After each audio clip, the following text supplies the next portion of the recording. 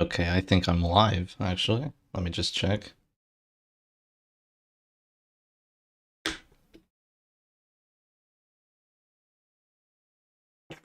Yeah, looks like it's working. Got the image going right now. Well, you can set up with Carollo and we'll get to that best of 3 right away.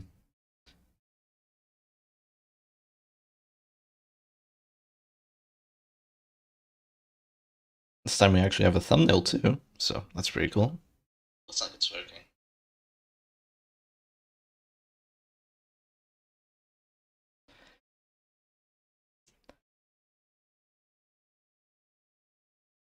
Let me just send the links and all that. Yes, of course.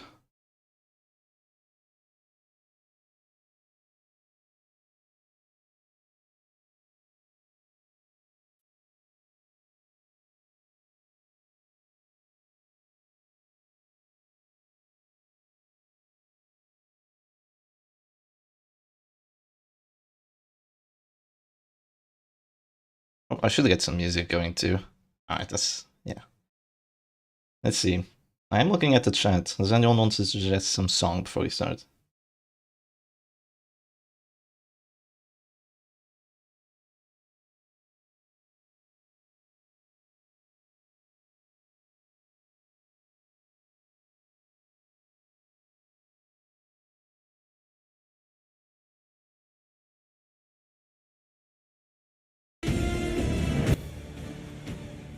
I'll put this one in the meantime. I have to send the links out now.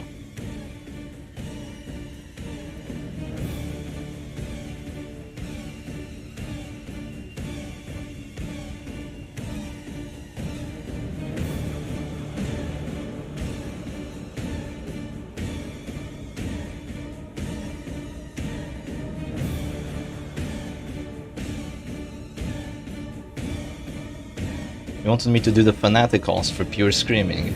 Okay, let's put on the Fanaticals for a little bit then. That's probably a bad idea.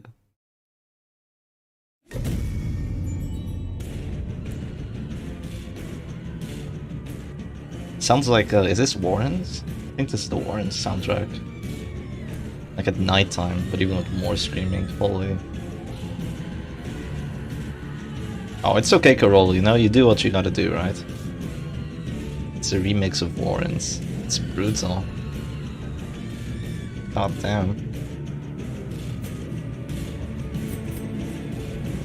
Okay, then Silac, whenever you're ready, you can start with Carollo.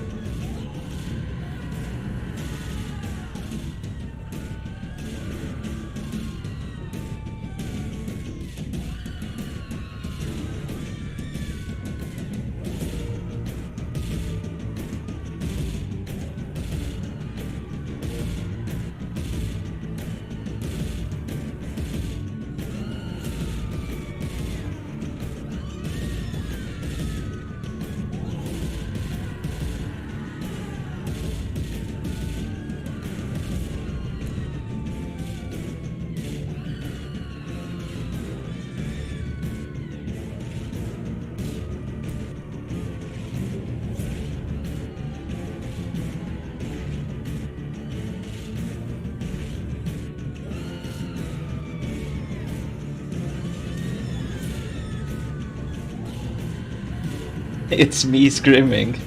Yeah, the music slaps, it does. Freaking Fanaticals. It really captures what the Fanatic boss fight is. It's a fucking nightmare.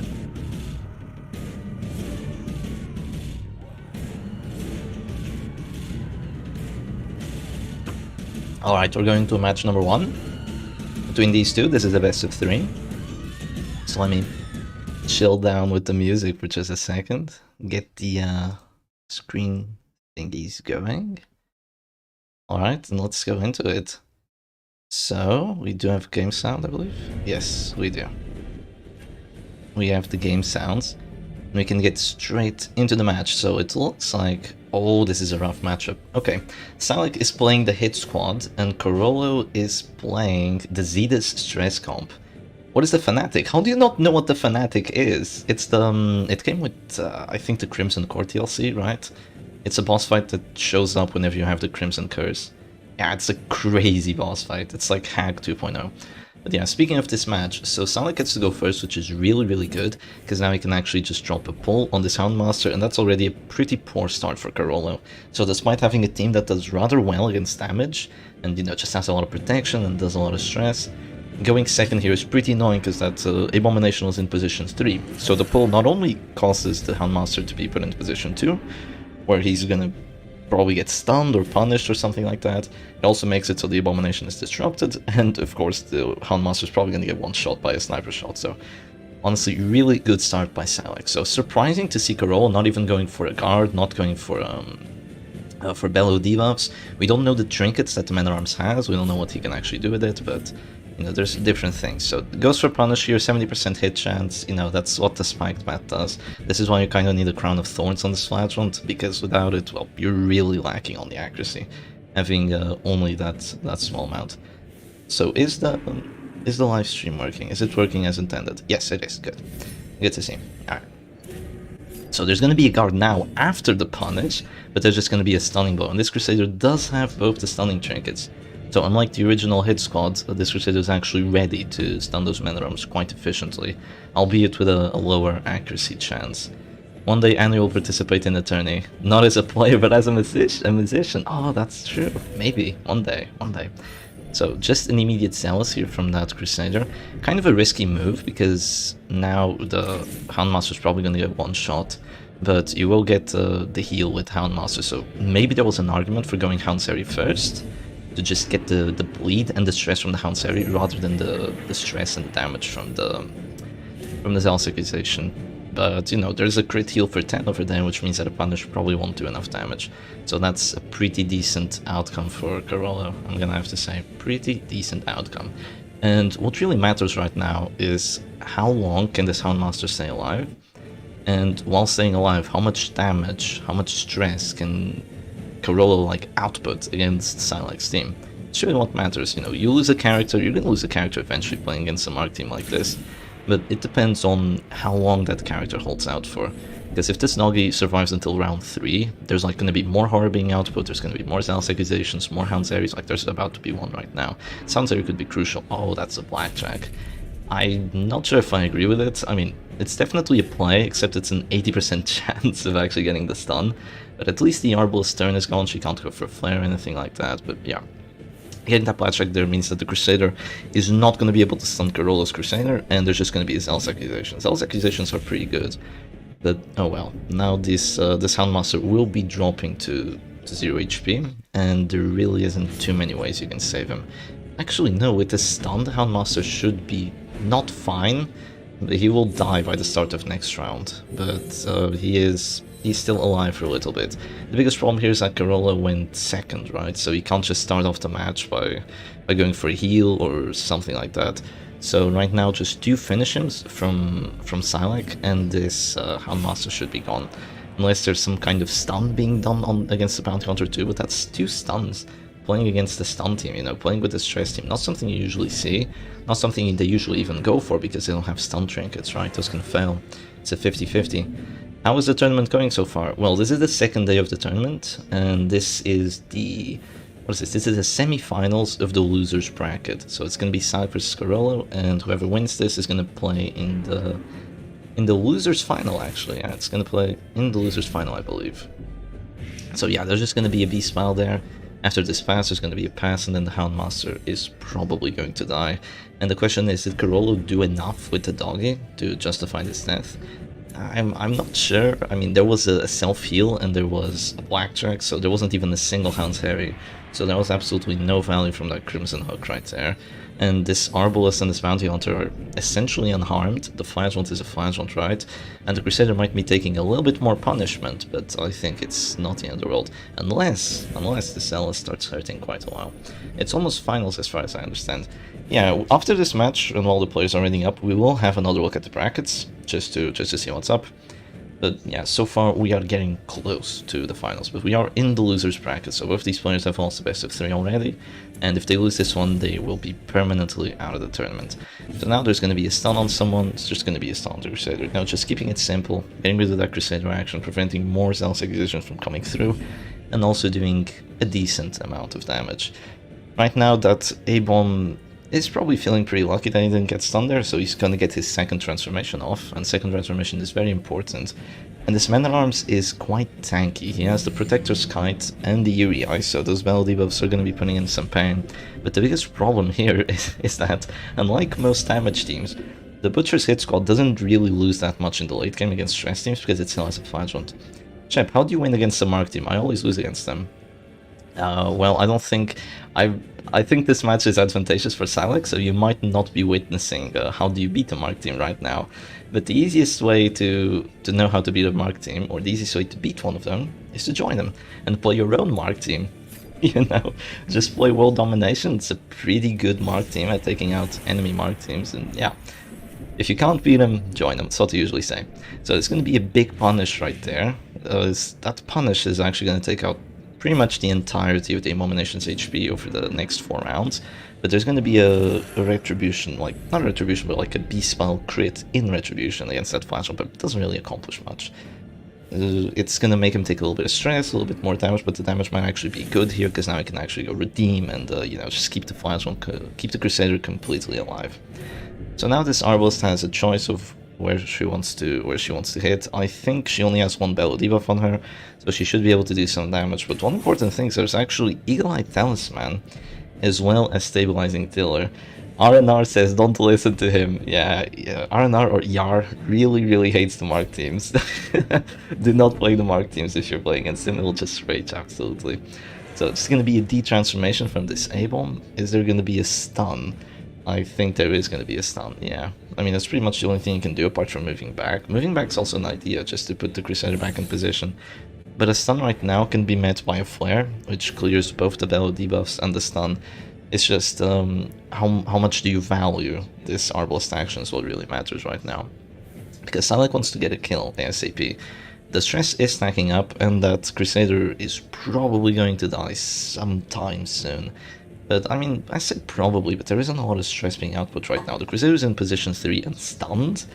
The Man-at-Arms is, you know, only doing 12 per tick, so it's not the end of the world. And the Abomination is probably gonna die soon. So there's a finish him right here for pretty much a mineral, trying to take advantage of that plus 30% damage against Dazed, but, you know, it doesn't pull through because there's a Battle debuff and there's the Clasp of the Beast, actually. Clasp of the Beast saving this Abomination from being a Testo right now. Not every day you see that. Usually just gets one shot by the Arbalist regardless of it. But yeah, decent outcome for this Abomination right now. Giving Carollo another shot. Is this a desync? The players aren't acting. What is going on? Oh yes, I see the Psylac mouse just wiggling all over the place. Yeah, Carollo says frick. We can see that in the bottom right of the chat. It's so unnecessary to have these things. I mean, not unnecessary, it's so annoying to have these things. He says that's a 1-0. I'm gonna have to agree. If this Flagellant was like an Abomination or something, then maybe Carollo still has a shot. But with a Crusader in position 3, stunned, with an Arbalist still alive and well, and with a Flagellant still alive, I mean, after this Flagellant takes out this Abomination, which is obviously gonna happen, the Abomination is gonna go down. The Flagellant can 1v1 the Man-at-Arms any day of the week, and then it's just going to be about the Crusader, and you still have 3 characters to deal with that Crusader. I don't think Carollo had too much of a winning shot here, so that's going to be 1-0 for Silac, and I think they're just going to go at it again in the second match. So let's go to the brackets and see what's up. So yeah, there was a surrender right there. You know, just to get rid of this match. Yeah, kind of annoying that we break it up like this. These things are very annoying, but oh well, what can I do? We're just gonna stop watching here for a second. Let's put the Ost back on, or let's do something else now. Someone suggest another song. Does anyone want to listen to this? Silac wins this, even if AI played instead of him. I don't think it's that much. I don't think it's that much of an advantage, you know? Because the Crusader still has a lot of protection, right? The Man still has a lot of protection. There's no Piercing Quarrel. There's no Piercing Quarrel on that Arbalist. So once the Crusader does actually get into position 2, it's like a good stun resistance or 2. If Silac's Crusader like act out, hits himself or something and dies, then the Zealous Acquisition could still put in a lot of pain. But yeah, that was definitely advantageous for Silac. I'm gonna put Blasted Heath, because Blasted Heath is pretty cool. Of course, we get an ad out of it. But yeah, it is gonna be 1-0 for Silac. Both players can start whenever they're ready. Of course, Silac can't play the same team again, so we're not gonna see hit squad. And yeah, we are here. So I'm over here. This is the winner's final. It says semifinals, but this is the winner's final. I'm playing against Koshiro. Koshiro has made quite the journey. And yeah, the funny thing is, Koshiro and I are playing against each other. I took out Carollo and Mono, and Koshiro took out Psylac and the Butcher's Hit Squad. And now, Mono and Carollo are playing against Psylac and the Butcher's Hit Squad. It's pretty funny to see that. So yeah, now they're gonna see who gets here and who gets to fight against whoever loses out of both of us. So yeah, only one of these players will make it. Will make it against Koshiro or myself. Does Adblock exist in Portugal, my man? It does, but it costs money. I can't afford it, man. Also, I think watching ads is okay. You know, if you want to support your favorite YouTubers, like just watch their ads while they make videos. It's pretty cool. It does help out the channel quite a lot just by watching the video, dropping a like and all that. You don't even have to donate money to support me if you want to. Yeah, so let's just wait until the players are ready. Are they getting ready? They are getting ready. But they aren't ready just yet. So Silac can't play the same team because this is a 1-0, I believe. Yeah, there's no ads in Russia. Yeah, Russia was demonetized quite a while ago. Ads are worth it to help out the channel, absolutely. Like 90% of my income comes from ads, so. And before Daioji changed his name to Circus God. He's called the Butcher's Hit Squad for some bizarre reason, but he does have a team named after him, so that's pretty cool. Actually, I am oh crap. I was speaking in the chat all along. I wasn't deafened, so they could actually listen to my commentary if they were hearing on it. Oh, that's pretty annoying. I don't think actually listening to commentary while you're playing is a good idea, because it's just gonna distract you. You're better off not doing that. Do you mean watch the entire ad? Nah, just skip it. Obviously, just skip it. But if you just, you know, just click it, skip it, it's totally chill. I'm not gonna force you to watch like 2-minute ads because you want to support the channel. Nah, that's not what we're about here. Oh, are they going to the match? Yes, they are. Okay, sweet. So let's turn this back down. I'm gonna turn the sound back up, and let's go. Butcher Circus match number 2. So, oh, okay, this is an interesting matchup. So it's gonna be Psylac Special against the Halo comp. And again, 2 Mark teams. We're not seeing a lot of stress today, I'm gonna have to say. You pay no mind to me. I was listening to the raw Shepherd doggy takes in the voice chat.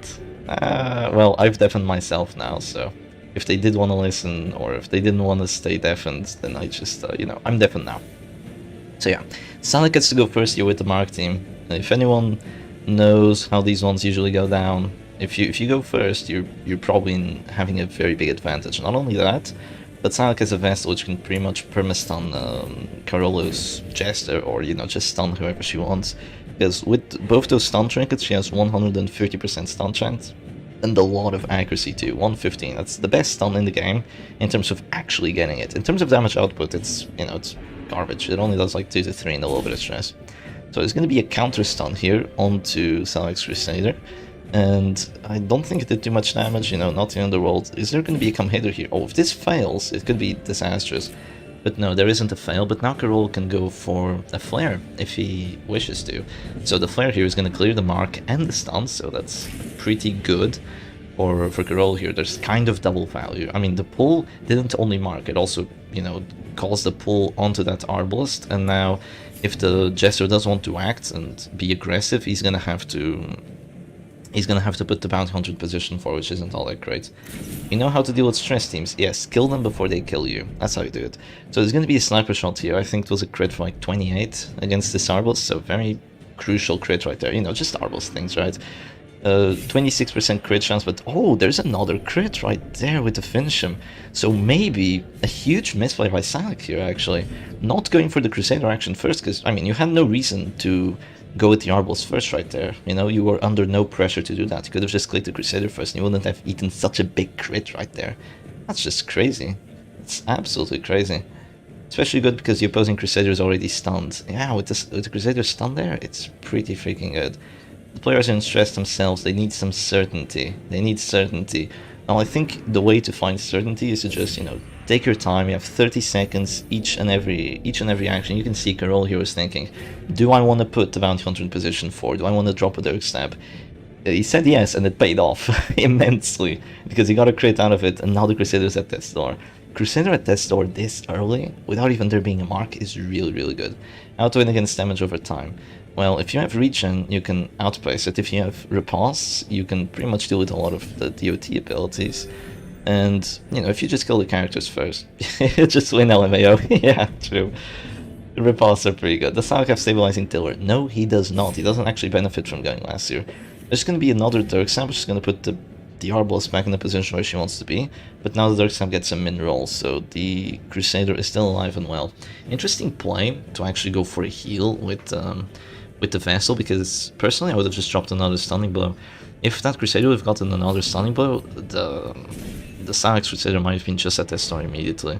But yeah, now he's going to get stunned, and things are looking, you know, they're not looking too bad for either side here, because even after a sniper shot, or don't sniper shot here. Okay, no, I can't give advice. I can't give advice actually. Maybe they might be listening still. Yeah, there you go. You flare here. So the reason you flare here is because you still do enough damage with a stunning blow, and not only that, you also get a stun out of it. So there was no point going for a sniper shot there rather than clearing the stun. And also this move is what I like to call the right back at Shibakaroo, is when your Crusader gets stunned, you flare the stun and stun the enemy Crusader after it. I do very much enjoy doing that. So the Arballs here is going to get put to 0 HP. Very lucky by this Bounty Hunter to actually do enough damage, especially against that 5% protection. But such is the way of the Butcher's Circus. Now the Crusader is just going to go for a heal, because if you don't, then your Arballs is going to die. And yeah, that's just going to be... oh, that's just going to be a sniper shot there, and things aren't looking too good for Carollo here. They are not looking too good, because he always goes second, right? Going second is really bad, and the Bounty Hunter is also out of position. So now he has a choice. Does he want to move forward 2 or just move forward 1? He decides to move forward 2, and now there might be a death blow. It's a 50-50 of getting this death blow. So, you know, 50-50's games are won on these. But there is still a finale on Carollo's side, so even if there is a death blow right now, it's not the end of the world. He still has a chance. The chance might be slim, especially playing against the Vestal team, but yeah, Carollo is so behind. He's definitely a little bit behind. Rally to the Flame was weak. Well, you know, Rally to the Flame just delayed the inevitable, kind of, right there. Kind of just delayed the inevitable. Should have posted threat with stun on Crusader. Well, if that stun did drop down to this sword, that would have caused a lot of counter pressure. That would have been amazing. Now this Dirk Stab just dealt 0 damage, and your Arballs is still in a position to die. Why did you... well, she survived somehow. I think that Dirk Stab was very weird of a play right there. I think he was going for some sort of counter pressure, but of course against the 15% protection, you can do like 5 to 9 with your Jester. And your Arballs could have just died right there, but thankfully for Carollo that didn't happen. Now he can take advantage of his Arballs turn and go for a self-heal. With the self-heal, it's going to take at least another 2 actions to kill Carollo's Arballs, so this is not looking all that bad anymore. It's also not looking too great, because there's still 2 healers, but yeah. It's going to be a sniper shot there for 47 damage. Who needs stabilizing tiller when you can just get crits either way with Eagle Eye Talisman? Yeah, I think he's taking Eagle Eye Talisman just so he can afford not having to go last and still having the plus accuracy. It's definitely a play to go for that. Now, this Divine Grace could change the match, because if there's a crit right now, like it could completely like just turn tide the match, because then the Crusader is stunned, the Arballs is at death's door, she's about to get pulled, right? And if that Crusader was at the higher amount of HP, this would be terrible for Carollo. Now there's going to be a pull. The pull does get a crit, which is actually pretty good for Carollo here, believe it or not, because now he can actually jump a finale immediately if he wants to, and I do believe he has to. He's going to go for that finale. I think he has 3 finale buffs. Gets it, does enough damage. He should do 14 to 25 against the protection. Does a little bit worse, but still does enough damage to take down the Crusader. So a heal for 12 just wasn't enough to save him. I don't think going for a stun on the Jester would have been a more reasonable play. Going for a heal there was still a decent play. And now Psylac still has the finisher character, and still has two very powerful characters, but is down a Crusader. Being down a Crusader is really bad. It's a really bad thing. There's going to be a pull on the Vestal now, and there might be some abuse coming to her, which I think is definitely the best play. She can stun characters indefinitely, she can do very big heals, and with Carollo's setup right now, he doesn't have that much damage anymore. There's no longer an Arbalist. So taking out this Vestal, very, very important. So she gets a double stun there. It was an 80% chance against the Crusader's extra stun resistance, but does get it anyway. Very risky to go for it, but I suppose that's the best play, because if you don't do that, you get yourself stunned. And right now there is a choice for Carollo. Does he want to go for a self-heal and just get hit again by maybe even a Hand of Light, or maybe even a stun that does enough damage? Or does he want to go for a stun on the Bounty Hunter and prevent him from acting that way? It is his choice. He needs to get a kill somehow and make sure these characters stay alive for as long as possible. But as long as you have a Crusader, you do have an advantage. Crusader is an awesome character for the end of the match, and Vestal's decent, but she's not awesome. Now, who will go first next round? I believe it's Silac. Yes, it is Silac. So unless some major amounts of damage come through or something like that, that Jester is probably gonna die here. Which is pretty darn sad. It is pretty darn sad. There's gonna be a stun on the Crusader. Doesn't go for a stun on the Jester, which is definitely a good play. Jester's at this store, the maximum, like the worst possible thing you can do against you is Harvest. And you don't really care about Harvest right now. Dirk's probably gonna do like 3 damage. Okay, not 3, but it does only 6, and now you just get a death blow anyway. So you just go for a stun on the character that's actually the threat, and now you just get a death blow onto that Jester. Or you're even smarter and go for another stun on the Bounty Hunter and completely lock down Carollo's team, and then you take the death blow. And having still an Arbalist, you can almost get a one-shot on the Bounty Hunter and secure the W. But we're gonna have to see if that is what happens here. There's a lot of plays that can be done. And yeah, there's going to be a stun onto that Bounty Hunter. Confirmed stun chance. Even with 50% stun resistance, it's a confirmed stun chance. Some people think like, oh, that's broken, stuns are completely broken. But your stun resistance isn't there to resist the first stun. It's there to resist the second one. That's literally what it is. Unless you're either a Flagellant or a Man at Arms, and you have the, what do you call it? And you have the Snuff or the Numbing Instance. Yeah, Fatey Selim says I'm helping Silac. He doesn't need my help, trust me. He can think of what I'm thinking, and he can think even more than what I'm thinking about. You know, he's playing the match, he's even more focused on it than what I am. I'm looking at the chat like every 2 seconds. So I'm just kind of a spectator here, just commentating at the same time, just enjoying myself. So there's gonna be a Smite right now, that does enough damage.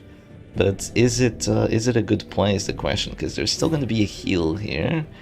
After the heal, there could be another heal, and then there's still damage. Oh, wait, Jesus Christ. Almost lost my mic there. It just slipped out of my hands.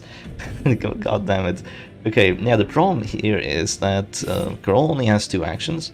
So going for Smite doesn't really benefit you too much, because there's 2 heals, right? And then you still have the Bounty Hunter action to do some damage. So maybe just being greedy there and going for a stunning blow and hope that it did enough damage might have been the better play. Because definitely could have done enough damage. It does 7 to 10. Against 0% protection, and if you got a crit out of it, would have dealt like 13, which would have been a little overkill, but yeah. Now there's probably going to be a stunning blow, so lost some HP on that Bounty Hunter, but for a good cause. But there's going to be a stunning blow on the Vestal, which is once again a really weird decision, if you ask me, because right now that just symbolizes the Bounty Hunter's fate. Rare Shep blooper moment. Yeah, that was an absolute blooper. Like, if I had the camera right now, that would have been an absolute blooper, because I have my microphone, like, on a tripod in front of me on the table, and one of the legs of the tripod just slipped out of the table onto my lap. I was like, oh shit! It was pretty funny. So there's gonna be a finish him onto Silac's Bounty Hunter, you know, just to get him down to this arm. Now Silac has to make a decision. Do you want to go sniper shot and kill the Bounty Hunter immediately? With the finish him, or do you want to go for a heal, get to finish him, and then just keep on going, and, you know, just taking it slow? I think Silac is going to take a risk here and just go for the immediate death blow, which could lead to the Bounty Hunter dying here. But even if the Bounty Hunter dies, you're still up a character advantage.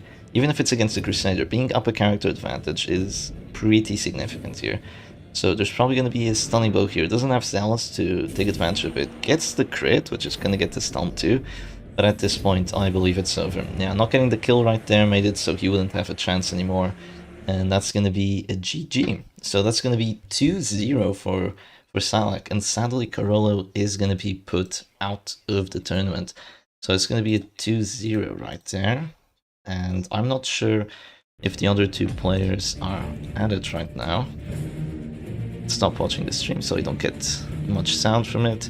I don't see any of the other two players, so yeah, we can see in the brackets. So Silac is going to be moving forward to the losers final, or is it the losers final? Loser of 36. Yes, this is the losers final. Then this is the qualifier of sorts to go into the grand finals here. Does Vestal have Bonk? No, she has something better. She has Hand of Light. Hand of Light is really good. It's better than Bonk in my opinion. Even if you go to position 1, you can still use it, and every time you use it you get damage buffs. You can make it crit for 20 with like 2 buffs on it already. It is pretty gnarly. It is pretty freaking gnarly. Okay, I'm gonna ask Silac.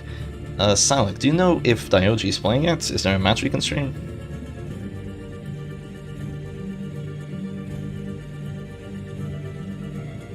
No answer, as per usual.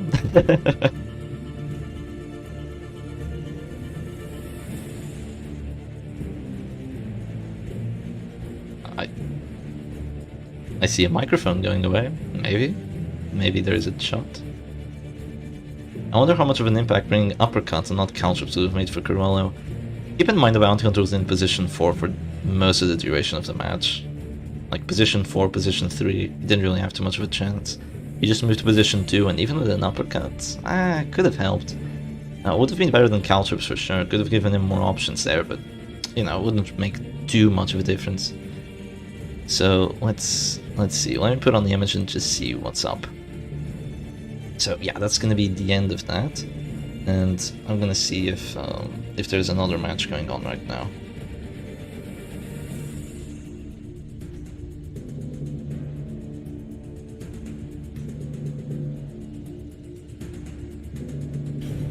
Alright, yes, I do believe we have a match ongoing, which is pretty cool. Oh, this is a very interesting match. Okay, let's get this going then. Let's turn this off. Let's turn off the image, and we do have a match ongoing right now. So let me just deafen myself here, and let's go straight into it. So this is going to be the Butcher's Circus Master, or Daioji, against Mono. Actually, why YouTube want me to watch this? I don't know, maybe you've played August Dungeon before, maybe you played Butcher's Circus, I'm not sure. See you later, Shep. Oh, sorry to see you go so soon, Medella, but enjoy yourself. So, it looks like this is going to be a stress team with a cultist, so it's Shep stress but a cultist, against, this very defensive team that Mono was playing yesterday against me, right? So it has the mana arms for those repulse, it has a lot of stress healing, it has virtue chances, it's definitely not a bad team at all. I should also change the thingies. So let's put here, let's put Butchers, let's just put Daioji versus Mono. He has a lot of names, I don't know. Best of 3, and I believe they are 0-0, but I am unsure if they are 0-0 or not. So there was a stun right there onto the Musketeer. This match looks a little rough for Mono because I think once again the problem with this team is that it doesn't really output much. It's gonna be able to, you know, like reduce stress quite well, and it's gonna be able to sustain itself for a while. It's definitely a tough nut to crack, but it's gonna crack eventually. And once it does crack, it's gonna be really bad for you because you won't have a lot of damage dealt against the enemy team. So it's kind of like the dichotomy of stress teams. You have to choose between either hardcore defense or offense and defense at the same time. Usually a healthy mix between offense and defense is better, because by the point you lose a character, you want to make it difficult for the opponent to kill one of your characters, but you also want to make it so you've dealt a lot of stress overall by the point you do lose that first character. Always wanted Suffer and Darkest, but don't have PC, so just watching your vids. Well, maybe one day soon you'll get a laptop and you'll be able to play Darkest Dungeon 2. It's not a very intensive game, so it is possible to play it with, you know, not the greatest of PCs. It's not like this is Call of Duty Warzone or something. So yeah, there's just gonna be Bellows here. Looks like Daioji's team has already used both of the transformations. Like, this is round 10. This doesn't look like round 10. This really doesn't look like round 10. Yeah, there's been both transformations already, and one absolution too. I guess this Abomination doesn't have a better play right now. I'd say moving forward would have been a play too. There's just going to be an act out rejuvenating vapors, and sadly Mono did not get that virtue chance on the Antiquarian, and it looks like there's being a lot of pulls here, so I'm gonna have to say like this occultist was probably just having a field day during the majority of this match, because despite there being a riposte, and despite there being a lot of stress healing. Oh, actually that stress heal clears horror too. So maybe if Mono can stabilize the situation here, he can take advantage of Daioji's like not mediocre offense, but Daioji's like slow and methodical offense here. And after stabilizing the match, after dealing with the horror that came from the Amom's transformations, just heal a lot of stress and take it from there. Yeah, you can see like the regen is making it so all the characters stay alive, and stay alive pretty comfortably too. So the Antiquarian says no to a guard, which is really annoying here, because that means that there's going to be punishes coming into the Antiquarian. That means she's going to die eventually.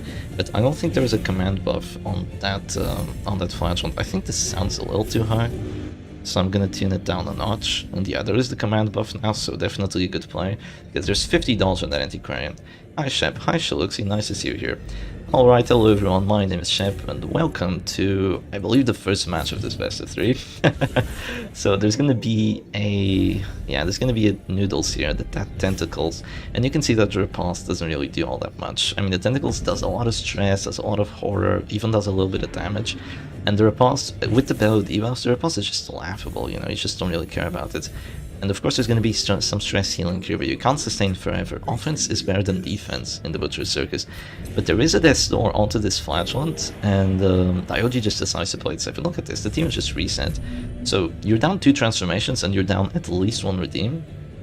But I think what you've output for it is definitely worth it, because that's basically all you're down. Like, your HP is full HP, you have like 30 stress maximum, so it's totally chill. And on the opponent's side, you have almost 2 afflictions going. You definitely have an affliction on that Antiquarian, which is just going to be pestering vapors now. So finally, going for some offense here. And let's see, what is the answer to that? Actually, there's Stygian Embrace on this occultist, so I'm gonna have to say this was a pretty decent matchup for Mono. And are we gonna get a virtue chance? Oh, we are. We're gonna get focused. That's really good. That is really good for Mono. I don't know what extra virtue chances there were on that Crusader. I mean, at least there's 30%. I don't know if there was any more. But focused is not the greatest virtue. Like, Courageous right now would have been, I think, GG. I'm not gonna lie, I think Courageous right now would be GG. But Focus is also pretty good, because it does a buff on your Crusader for 10 accuracy and 8 crit. So permanent, it's permanent 10 accuracy, 8 crit, it's amazing, and also a lot of resistances. We missed the first parts of the match, but the visual of a Crown Thor's flash on dropping the Death Door just from self-bleed against Ultra Defense team is funny. Oh, that was just from self-bleed! My goodness. Raise game sounds to an amount equal to the difference between now and what was before pre. Elections time is hella noisy here. Elections time, okay. Now and before. It sounds like... okay. I tuned it up just a little bit. I think I don't want to put the sound too loud. What does anyone else think about the sound? So yeah, who will you win? Who will win, you think? Well, I think the Virtue here is amazing. I think Mono is winning. I'm gonna have to say I think Mono is winning here, because there's gonna be more stress heals, right? And Daioji's offense is slowing down, because after that A-bomb horror goes away, like, your stress is laughable. Look at this, it's like 6 stress on everyone. It's nothing. The Musketeer is clearing twice that and applying debuffs against it, right? And applying, I mean, minus stress taken buffs too, and plus accuracy as well. There's going to be Retribution here, keeping up that riposte. There's going to be Punch into it anyway. I guess there have been a few Retributions here, and the thing is, Mono is playing the long game. Definitely playing the long game. So every little bit of damage dealt against Daioji here is amazing. And one thing that we have to keep in mind, one thing that we really have to keep in mind, is that this occultist taking Stygian Embrace rather than Weird Reconstruction might be the straw that broke the camel's back. Because without that permanent source of healing, Daioji is actually very susceptible to just losing the characters down to their store eventually, after a lot of sustain from Mono. It's gonna take quite a while, but that will happen. Oh, the sound is all messed up now because of the Twitch stream. You can hear the music like crazy. Yeah, you can hear the music definitely sounding a little weird. Let's just appreciate this for a while, because this is a phenomenon that only happens with Twitch streams, is that the Butcher Circus sound just becomes like if you're afflicted, you know? It's what it sounds like.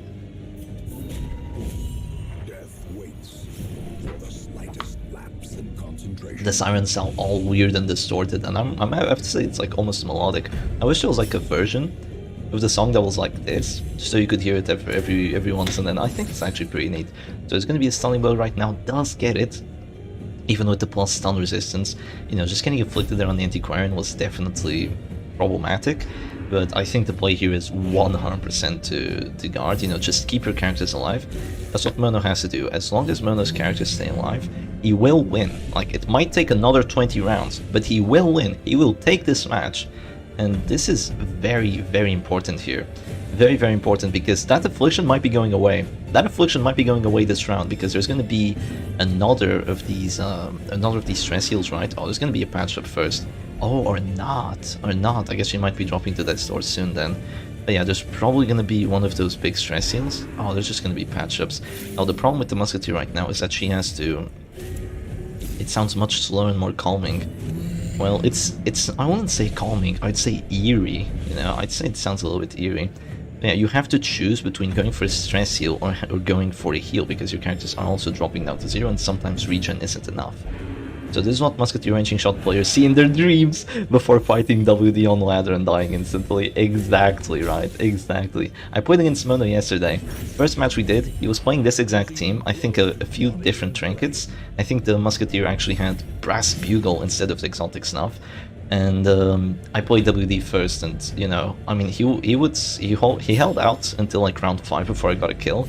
But I think the only point of offense there was against my team was from the A-bomb transformation, just doing stress to himself. Like, eventually you'll get a kill, but with a stress team it's a little bit more difficult here. But the stuns are very annoying. It sounds like I'm in that circus. Yeah, you don't want to be in that circus, let me tell you that. Unless you're one of the spectators. Being a spectator is probably fine. So there's gonna be more horror here, and things aren't looking too good for Mono. Like, the defense is having a really hard time here, because there's gonna be a Death Snore. There's still that affliction, there's a stun on the Musketeer. That stun on the Musketeer, really, really nasty here. I'm not sure if that Abomination has stun trinkets. Like, if he does, then that's a huge W for Daioji, because it's allowing him to get those stuns even against the double stun, against the extra 50% stun resistance, and against the snuffs. Because without that, failing like 1 or 2 stuns here just makes it so your defense gets a lot worse. Oh, that Antiquarian just got 10 accuracy and 10 crit, and yeah, there goes the affliction. The affliction is gone. We're all spectators right now. Yes, but you're spectating not live, you know, you're spectating in front of your screens rather than being right there watching the fight. This is like ancient Rome or something, you know, and we're watching from home like with a pay-per-view. Tag yourself in the crowd up top. I'm the guy on the left side with the weird segmented face. Weird segmented face. Who is the guy with the weird segmented face? On the top left side. I don't know, there's a lot of guys there. Can't really tell. So there's gonna be an Exsanguinate. Oh, Exsanguinate on this Musketeer. Yeah, this is really rough for Mono, because the Musketeer is dropping down to 0. Also, that's one Exsanguinate down too, so again, more abilities being wasted by the Flatulent, and eventually you will run out of those heals. So that's another one, and now there's gonna be this, but there's gonna be a Tentacles now. There's gonna be a Ceiling Spaghetti. It might get a Death Blow, but even if it doesn't, it's gonna get Test Sword checks. Or would, if the Antiquarian didn't dodge. She actually gets a dodge out of that, you know, with her nasty, nasty, nasty 40 dodge. And having only, you know, plus 21 accuracy on the Occultist somehow wasn't enough. So yeah, there is a stun trinket on the Abomination. I'm gonna have to say that stun trinket is like turning the tides of the match. Without that stun trinket, this would be really, really difficult for Daioji, but with that, then it's actually doable. Oh, that's a weird play. I mean, I guess it's the play you have to go for here, but that's a little bit of a weird play, because now there's going to be another one of these Ceiling Spaghettis. I'm actually going to have to say that was a misplay right there, to go for the Ceiling Spaghetti rather than to go for the pull, because I think a pull right there would have put the Antiquarian in a much worse spot, because the Man-at-Arms would have to change guards, right? And even if he didn't, there would be stuns, there would be punish, and she'd be in a really, really bad spot. And if her regen is gone, then the team's HP is also slowly gonna go away, because the Musketeer will have like 2 tasks. She'll have to clear stress and heal at the same time. She already has to heal, and if she has to heal even more, she won't even be able to cover one of those tasks, and she'll definitely not be able to clear stress at the same time. So this Musketeer is thinking about what she wants to do. She's just gonna drop a ranging shot. Oh no, it does get the stress heal. I thought there wasn't going to be a stress heal, but no, it does apply. There's going to be a stun right there. Does it succeed or does it fail? No, it fails. And there's going to be a crit riposte for like 3 damage. Wow. Even with the shield spike, the riposte is just laughable. But it is applying, you know, very slow, consistent amounts of damage. And it applies 5 bleed on top because of the crit. Not only that, it's also, you know, getting stress if it does get a crit out of it. Okay, I'm a man in the mid-right with a hat. You're a man in the mid-right with a hat. Oh, I think I know who you are. Are you this one? This one right here? I think that's you. I think you're this one. Maybe not. I like this guy here. This guy is pretty cool. He has a pretty nice crown. Okay, so there's going to be another punish. There isn't enough regen right there on that man-at-arms to actually keep him alive. So we might see a heal with this Crusader or something like that. I'm not entirely sure. Also, keep in mind, once this Antiquarian does get resolve checked again, if she does get resolve checked, she can get the Virtue this time. So you can essentially reroll until you get 4 Virtues. That can definitely happen. Yes, that is you. Okay, we know who RTTY is now. So that's pretty cool. There was a stun there, but I think it failed again, right? Yeah, I do believe it failed once more. And oh, if Mono just stays alive for like another 3 or 4 rounds, I'm gonna have to say this is looking terrible for Daioji here. And it's just another 3 or 4 rounds and you can win. That's literally what's going on. This man is just spamming Bellow and applying those damage debuffs, which you know helps. It's a female with a crown. Oh, it's a female? Oh yeah, I can see the booba. I can definitely see the booba. Okay, then yeah, it's a female with a crown. Good eyes, Koshiro. Got that eagle eye right there. Okay, this occultist, what is he gonna do? another noodles and misses again. I think this man-at-arms could take a turn to just go command, right? Make sure that the occultist like got more hits and more crits, because that would help him out a lot right now, and I mean a lot.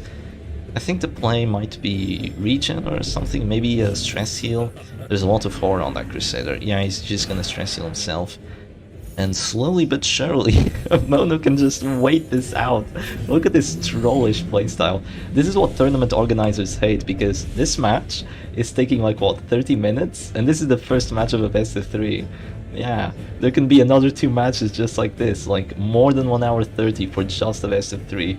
That's like a third of what the tournament duration should be for like one day, like one afternoon, right? And it's gonna have to be on just a singular best of 3. There was one of these players already before in the past, but I guess Mono is gonna take that role now of the tank, the role of the absolute tank, like the tortoise. Yeah, wait, was there no Exsanguinates left? Did I see that right? No more Exsanguinates. Yeah, Weird Construction make a massive difference here. I was saying that like 10 minutes ago at round 10. Flagellant and Occultist heals are limited. Like, they are finite, yes. Stress heals are infinite, and the heals from Daioji's side are limited. They have, I mean, there's a lot of healing. There's 3 Sigil Embraces, there's Flagellant dropping to Death's Door, there's the 2 Redeems, there's the 3 Exsanguinates, there's the 2 Absolutions, but even with all that healing, it is finite. Road to round 40. I don't think we're gonna make it to round 40 because one of the players is gonna surrender before then, but I think we could make it to round 40. Ban stress heals. Nah, we're not gonna ban stress heals. Ban them for everyone except Daioji. What? Oh, you people. Is there gonna be another absolution? Nope. There's still no absolution. Oh, the stun applies this time. Oh, that's massive. That's massive. There could be a death blow right now. Yeah, for sure. Unless there's a heal. But the only character that can heal is the Crusader. Is there gonna be a heal with the Crusader? Yes, there is. I mean, there's 80 prot on that man-at-arms. He's probably fine. Ban them for everyone, yeah. Ban stress heal. Can you imagine banning stress heals? Like, this is literally the one person playing this kind of team. Yeah, literally the one person. There's gonna be a weakening curse. Is there gonna be an affliction? Yes, there is. So sadly, no virtue, but selfish is not the worst thing. It could move back here. This reminds me of my main team. I struggle with the Arbals and Bounty Hunter meta, but most other teams I can fight well against. Yeah, this team is gonna struggle a lot against Bounty Hunter Arbalist, but against stress teams, oh god, it's gonna have a wonderful time. It really is. Also, does this Flagellant not have like a Reclaim or something? Or like Rain of Sorrows? Because I would have expected a Rain of Sorrows coming down. Maybe he doesn't have it. Maybe he has that Punish Reclaim instead. Yeah, he does have Punish. Punish heals are infinite, but the Festering Vapors could deal damage to the Flagellant and kill him if he is at this time. It counts on not spreading the healing out past round 20 plus, or someone constantly hitting the button like I did with Sergi. I didn't really watch that match, I was in the loser's bracket and I wasn't watching, sadly. But that's a big punish right there. Yeah, that punish hurts. It's definitely going to counter the regen, and that's the Musketeer put in a really rough spot. I think Crusader's just going to have to heal again. But the characters are staying alive, you know, it's round 20. It's a constant struggle to keep Mono's characters alive, but they are. Stop playing, they did not play against Sergi, it was a Russian kidnapper. Alright, there was kind of a meme that Sergi got kidnapped by someone, and someone else was playing for Sergi because he was doing some questionable plays. That was such a dumb meme. Oh, there's actually a move back, no way. Okay, is there a pull? Yeah, very likely to be a pull. Why that move back though? Why that move back? I'm gonna have to say that might have been the misplay of the century. It's gonna be a buff there, plus 9 accuracy, plus 10 crit. Not the most important character to drop it on. I think the Antiquarian would have been way better. Because can you imagine giving an Antiquarian with AoE, like Festering Vapors, 10 crit? It's brutal. Oh, this Musketeer needs to get guarded. She needs to get guarded like yesterday. Yeah, this is terrible. I think she was guarded, but there was a stun, right? Oh, yeah, I think there's Retribution. I think there's Retribution on this Man-at-Arms. I don't think the Man-at-Arms has Bolster, and he has Retribution instead. Free action by Mono, yeah, just free action given to Daioji, and also giving him another, like, a lot of horror too. So kind of weird to go for that move back. I mean, I know there's Snuff, but there's an Affliction, there's 2 pull trinkets on that Occultist. He does not play against the Cultist often. It's very rare to play against the Cultist. It's going to be another Rejuvenation, and is there going to be a Retribution Death Blow? Yeah, there's no Bolster. Oh, it doesn't Death Blow. Oh, that's so massive. That was a 40. That was a 40 there to just take the W, but it does not go through. This match, this freaking match. My god, is there going to be a guard right now? The only way to break through is with a stun. There's no extra stun resistance on this Man-at-Arms. It could happen. It could definitely happen. Let's see. What's he gonna do? Oh, just immediate Bellow? Okay, Bellow for the damage, debuffs, and the stress, I suppose. And after that, the Musketeer is still stunned, so she's definitely in a rough spot. It is only a matter of time. It is only a matter of time, because once we do actually get to round 40, if we do get to round 40, the match is decided by whoever has the most HP. If they have the same amount of HP, I'm not sure. But if this was true, why would Sergi have so many unmarked rubles? I don't know, this goes beyond me. When YouTube doesn't notify me of the live stream, well, it started just like 30 minutes ago or something, so we're still right at the start. We had the best of 3 between Psylac and Carollo. Psylac won 2-0 because kind of some counter picks and going first, you know, just really difficult to win those matches. Like, I'd say that that Carollo kind of played himself playing Halo against Psylac, because there's always a chance that he goes with Psylac Special, and he knows how to play Psylac Special. Of course, it's his own team, right? It's kind of like WD but Vestal, really good stuff. So the Abomination's forced to use his final heal. I'm not sure if Flashbomb has used all his healing. Is the chat working? Yes, the chat is working, Annie. Maybe you have to refresh it. The chat is definitely working. Sometimes it just stops working for some people, but yeah. It is 100% working. Oh my god, there's inspiring cries already. Mono is feeling comfortable. There's no round limit, is it? Yes, there is no round limit. The round limit is round 41. So by the end of round 40, you go into round 41, and then it says, what does it say? Stalemate. The crowd decides the result or something like that. And it is decided on whoever has the most amount of HP. Oh, he's having to rely on Stygian Embrace already. My god. Wait, how is this match round 21? It's weird, right? But basically, Mono has a full-on sustain team, good to deal against stress teams, and Daioji doesn't have a lot of offense. You know, has kind of a slow and methodical stress team. So this is essentially a perfect matchup for Mono. I mean, there being an occultist is definitely not as great. Being a doggy with Hansari would have been better, because then the retribution would have kept working. Why did he go riposte on the Man-at-Arms? Oh, actually, that's the only character you could go riposte on comfortably. Because going on the Abomination, you get blighted and stressed. You can't go on the Flashbomb because he's stealth. So you had to go into that riposte. This service is unavailable. No, I think, yeah, it's worked now. It works now. Okay, that's good. Well, oh, extra 20 crit on the Antiquarian? That's Festering Vapors like galore right there. That's 29% crit chance on everyone. Festering Vapors is about to crit out the wazoo right now. Let's see, so there's a... oh, that Noodles though, that Noodles applying a lot of horror. Now, at least the Crusader can't act out, and once you do actually get to 200 stress with the stress teams, you don't go to 40 stress or like 0 stress and get unvirtued, you just have a heart attack as a virtue character. and they say something like, this is not over. So imagine 8 million rounds at the Circus. It doesn't go that far, thankfully. There's going to be a stun here, risky, very risky stun there. Could have failed because of that 45% stun resistance, but once again, that stun trinket, like the spiked chain on this Abomination, saving the match right now. Without that spiked chain, I'd say Daioji would be really screwed. But it's definitely helping out a bunch. The crit chance right now has to be like 30 on everyone. I think this is a fetching Vapor's turn. Or does he go regen? Wait, what happened? Oh, the game crashed. No way. No way the game crashed. No, please, no. Oh my god. No freaking way the game crashed. Well, that's pretty annoying. Yeah, that is very annoying. Okay. Now I have to see what the players are gonna do. Oh my god. If you had 30% transcriptional blast before, you won't hold your breath. I can't believe it. Are they gonna have to rematch? Are they gonna have to restart that? Oh my god, because the match wasn't decided, you know? I think, look, I'm gonna be honest, I think Mono was winning by now, but there was one very important problem. It's the fact that Crusader was stunned, and it's like 180 stress. Yeah. That is a huge bra moment. Holy shit. Yeah, that's the rematch. Yeah, game just crashed. What a load of shite, says Daioji right now. Yeah, that's really annoying. God damn. Yeah, I think they just have to rematch you because... No, the problem is that the Crusader was about to die. There was like 16 horror on him, and he was in a really rough spot. He was at 180 stress.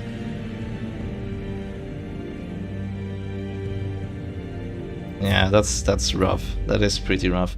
I mean, I think there was an advantage for Mono there, but I don't think it was an advantage to the point where, you know, it's just like win-win. Because you have to remember that by the point that Mono actually decides to go aggressive, his offense goes away. I mean, his defense goes away. And getting the death bows are all like 20s and all that, so it's not a guaranteed chance. I'd have to say that wasn't a confirmed win, like, well, they're just gonna have to rematch that until they have the same coin toss. So we're gonna be staying here for like another 30 minutes playing the same goddamn matchup, and now we're gonna watch from the start though. So that's gonna be pretty fun. Yeah. Yeah, what can you do? God damn.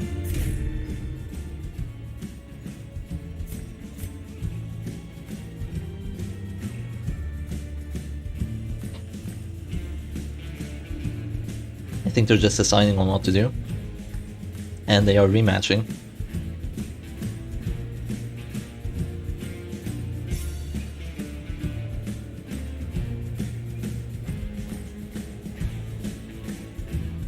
Yeah, this is still 1-0, right, I believe.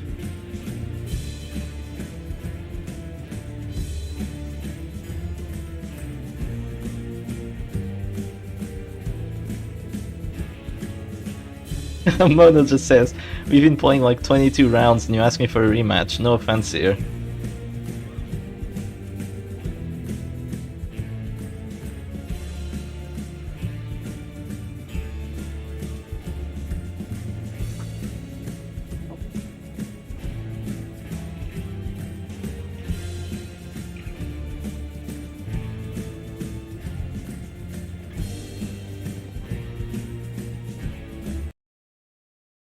I have to communicate with both the players right now to make sure that they, you know, that they don't, both don't have heart attacks from the stress or something.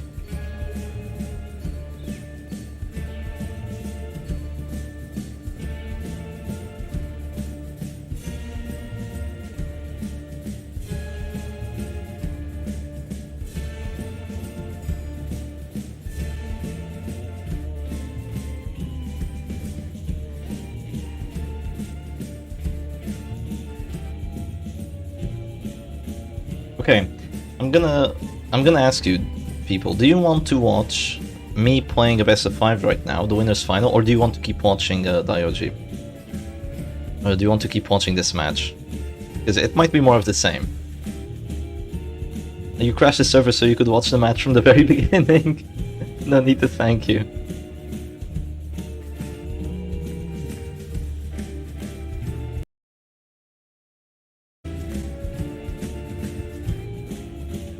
Shep, are you still in the tournament or did you get trolled? No, I'm still in the tournament. I'm in the winner's final. But after that, there will be a grand final. Yeah, they're gonna have to rematch. Watch Shepherd Doggy. Okay, Schultzy says Shepherd Doggy. Face Carpet Cleaner says watch that 20-round match from the start. Oh god. Now let's have a look at the bracket real quick. Let's see. Okay, this is what the bracket looks like right now. So after me, these two will play. I guess I could play against Koshiro already, right? While these two like play it out. I'm not too sure. What are they saying? Okay, yeah, they're just gonna rematch, do the same coin toss. Watching that match again won't be good for... yeah. Let's spectate Doggy. Okay, then let's spectate Doggy. I'm gonna go on to the game and let's have some fun, right? Let's do a best of 5. So it's gonna be myself against Koshiro. So the legend of Koshiro. So the thing about this right now is, let's have a look at the bracket, right? If you see this, like, there's a lot of strategy that goes into this. So you can see, let's turn this off for a second, let's put this back on. You can see that right now, even if I lose, which I don't want that to happen, even if I lose, I go here. And after this, I have to fight whoever comes out of Psylac and these two, and then I can fight against Koshiro again, even if I lose. And same thing with Koshiro, Koshiro can just win here and then fight me again. So that's gonna be pretty fun, but I do not want to lose right now, obviously. So we're gonna go for a best of 5 and we're gonna have a lot of fun. So Koshiro, a decent friend of mine. I mean, I say decent, we don't talk that much, but we're circus friends. So this should be pretty freaking fun. Alright then, let me go on with changing to the image, and let's do this.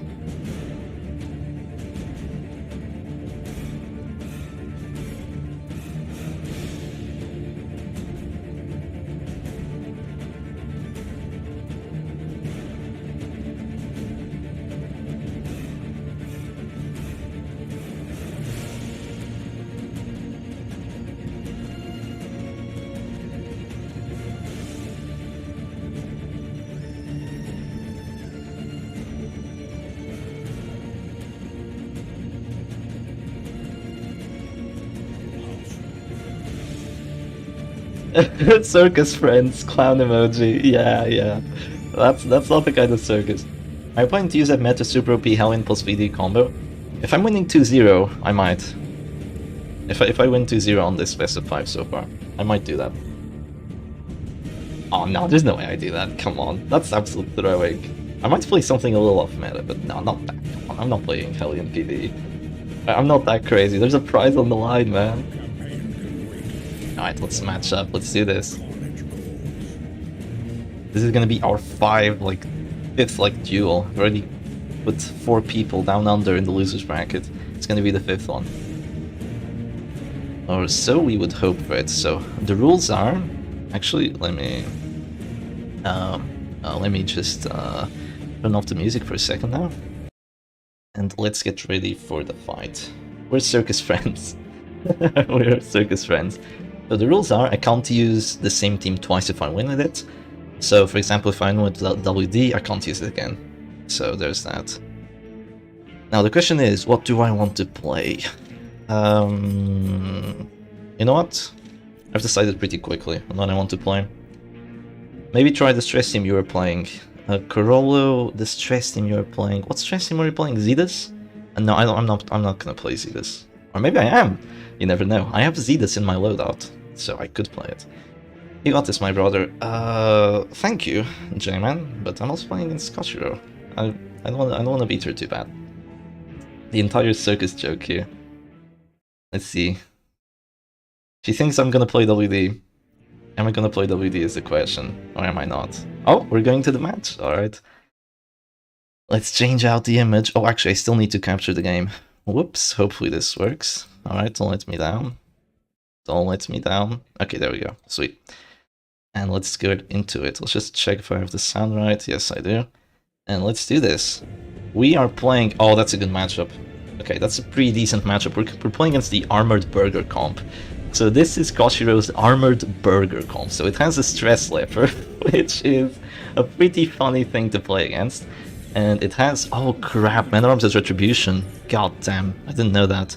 Okay, this is not as good as a matchup as I thought it was, but it's not the end of the world either. We're gonna transform here, we're gonna go for a slam. I could go slam on the leper, which is a 30% chance of getting the push. That would be really good, but Slam with Crusader here is more reliable and still has a very good effect. So the thing is, there's a lot of stress output, right? So there's gonna be a purge immediately. Please don't get the knockback. Of course there's a knockback. Do we bolster first or... Bolster first or command first is the question. I'm just gonna move forward here. Now the thing is, I can move to position 1 or I can move to position 2. I'm gonna move to position 1. No, I'm gonna move to position 2 here actually. Yeah, Chef Stress, it's Chef Stress, guys. I'm playing Chef Stress, let's freaking go. And there's gonna be a Retribution onto my MAA. Honestly, just a Retribution, even though there's Shield Spike, there's an Insignia Frank, so I think I still have a good chance of dodging, so I don't really care all that much. I say that before I get crit reposted for 20.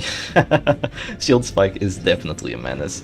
There's gonna be Abyss Artillery right now. There could be a pull and disrupting my Flagellant again. That was definitely a play, but thankfully that didn't happen.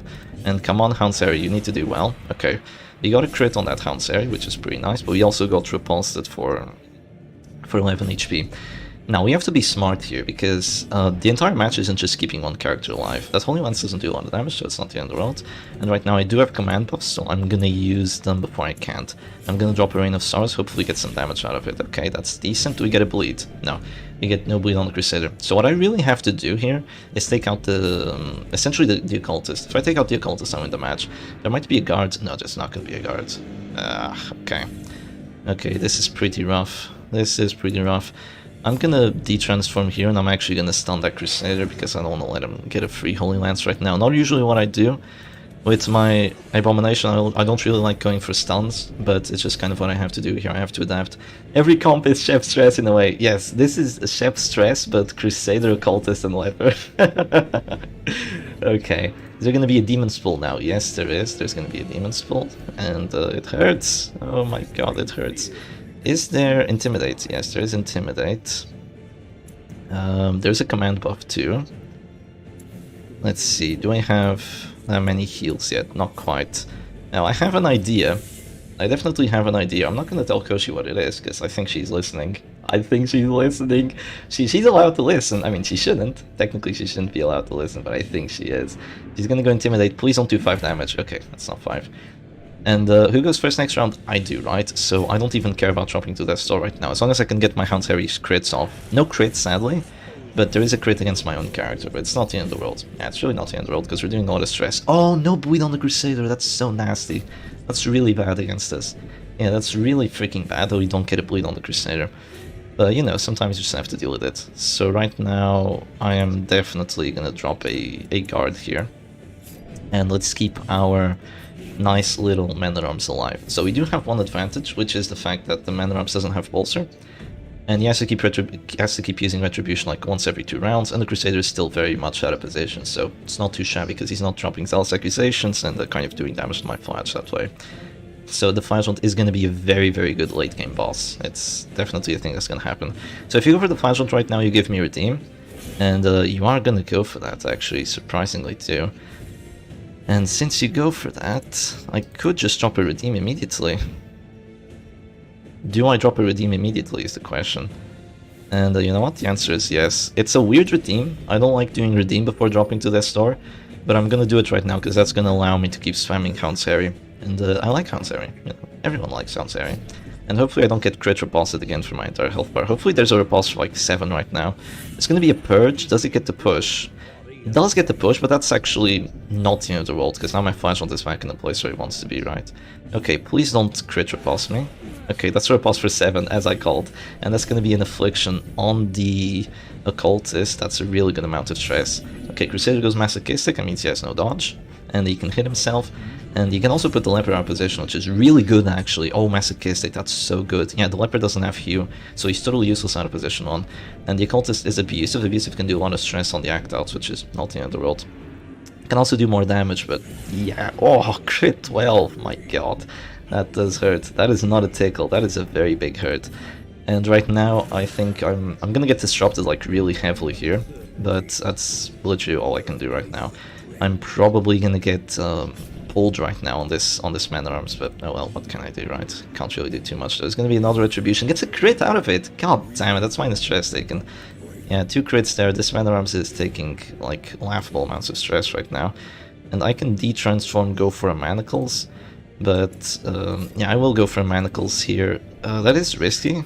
That is risky for me actually to click this character first.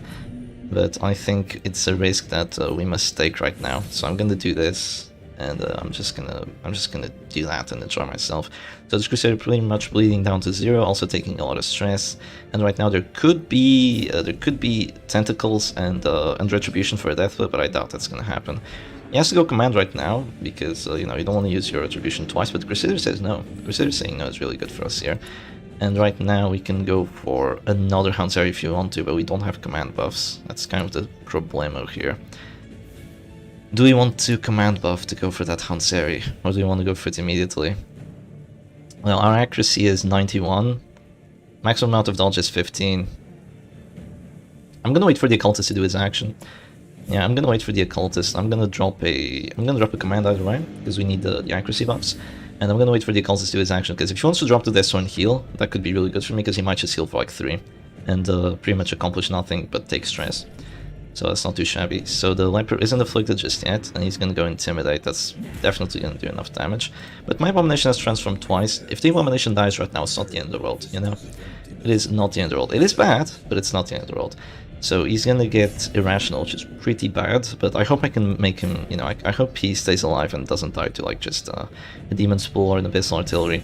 You go Abusive here, which is minus 5 accuracy, so that's pretty bad. It is also plus damage, but it's also minus dodge, so god damn it, okay.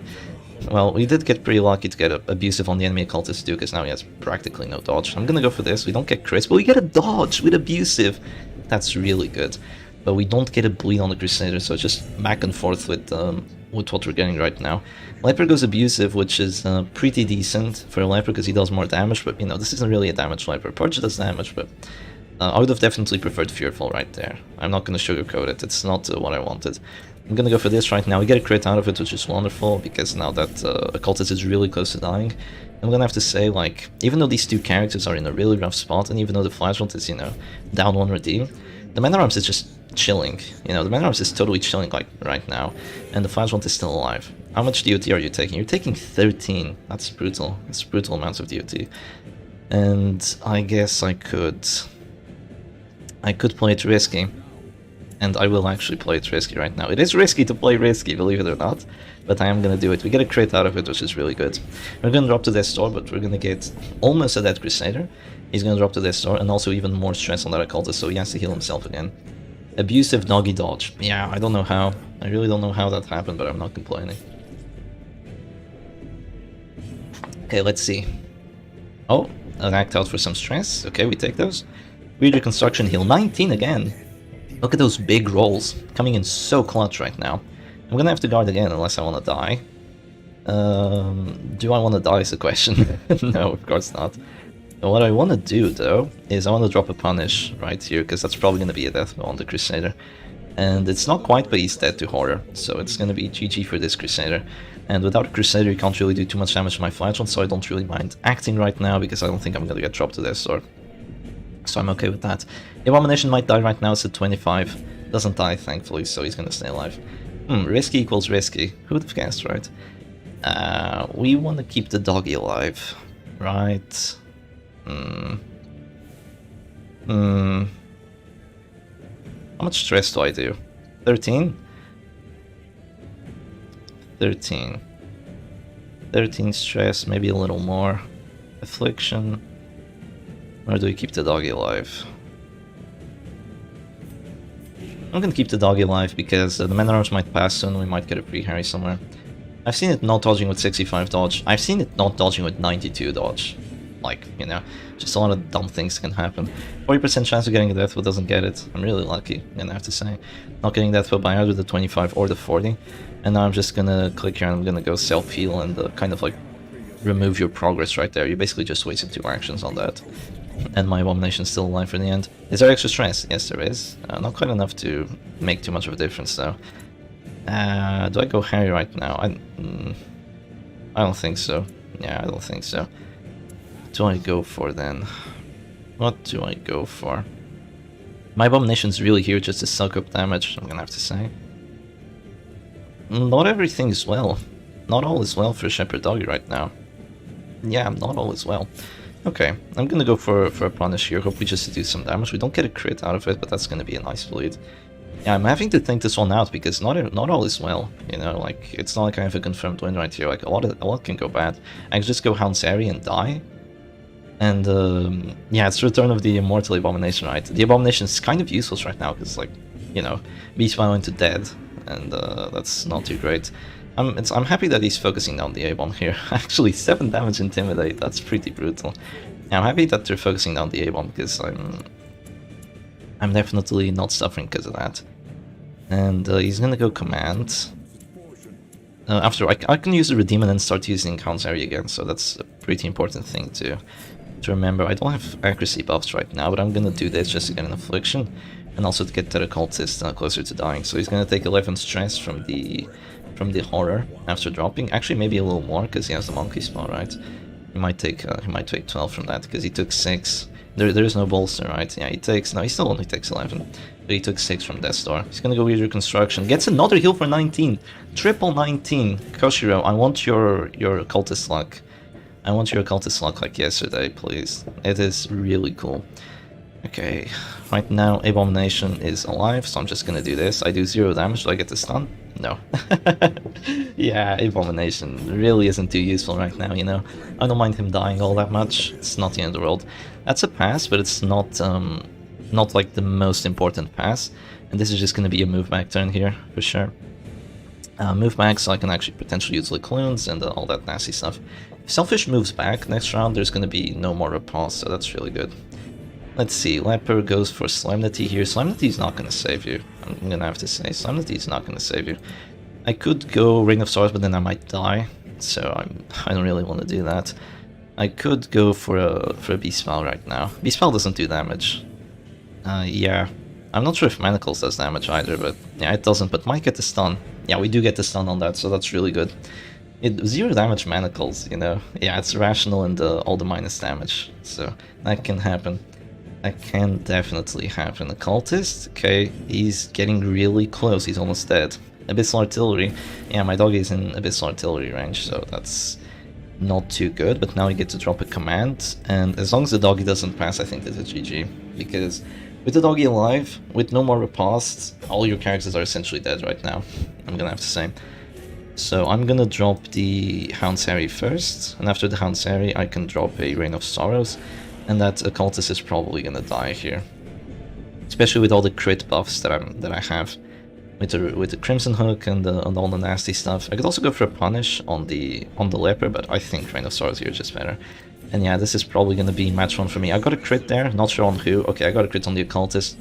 No, I got double crits! I got double crits over there. No, actually I didn't. Or else the Man Arms would have been bled. But yeah, GG. So that's gonna be round number 1. Why didn't you move back? Wait, why didn't you move back to? Wouldn't that put you in range of stealing Spaghetti? It would, and that was definitely a misplay. I just didn't expect stealing Spaghetti right there. Yeah, I wasn't looking at Spaghetti for like the previous 10 rounds, you know. Definitely only should have moved back too, but I kind of didn't want the doggy to move forward or something, you know.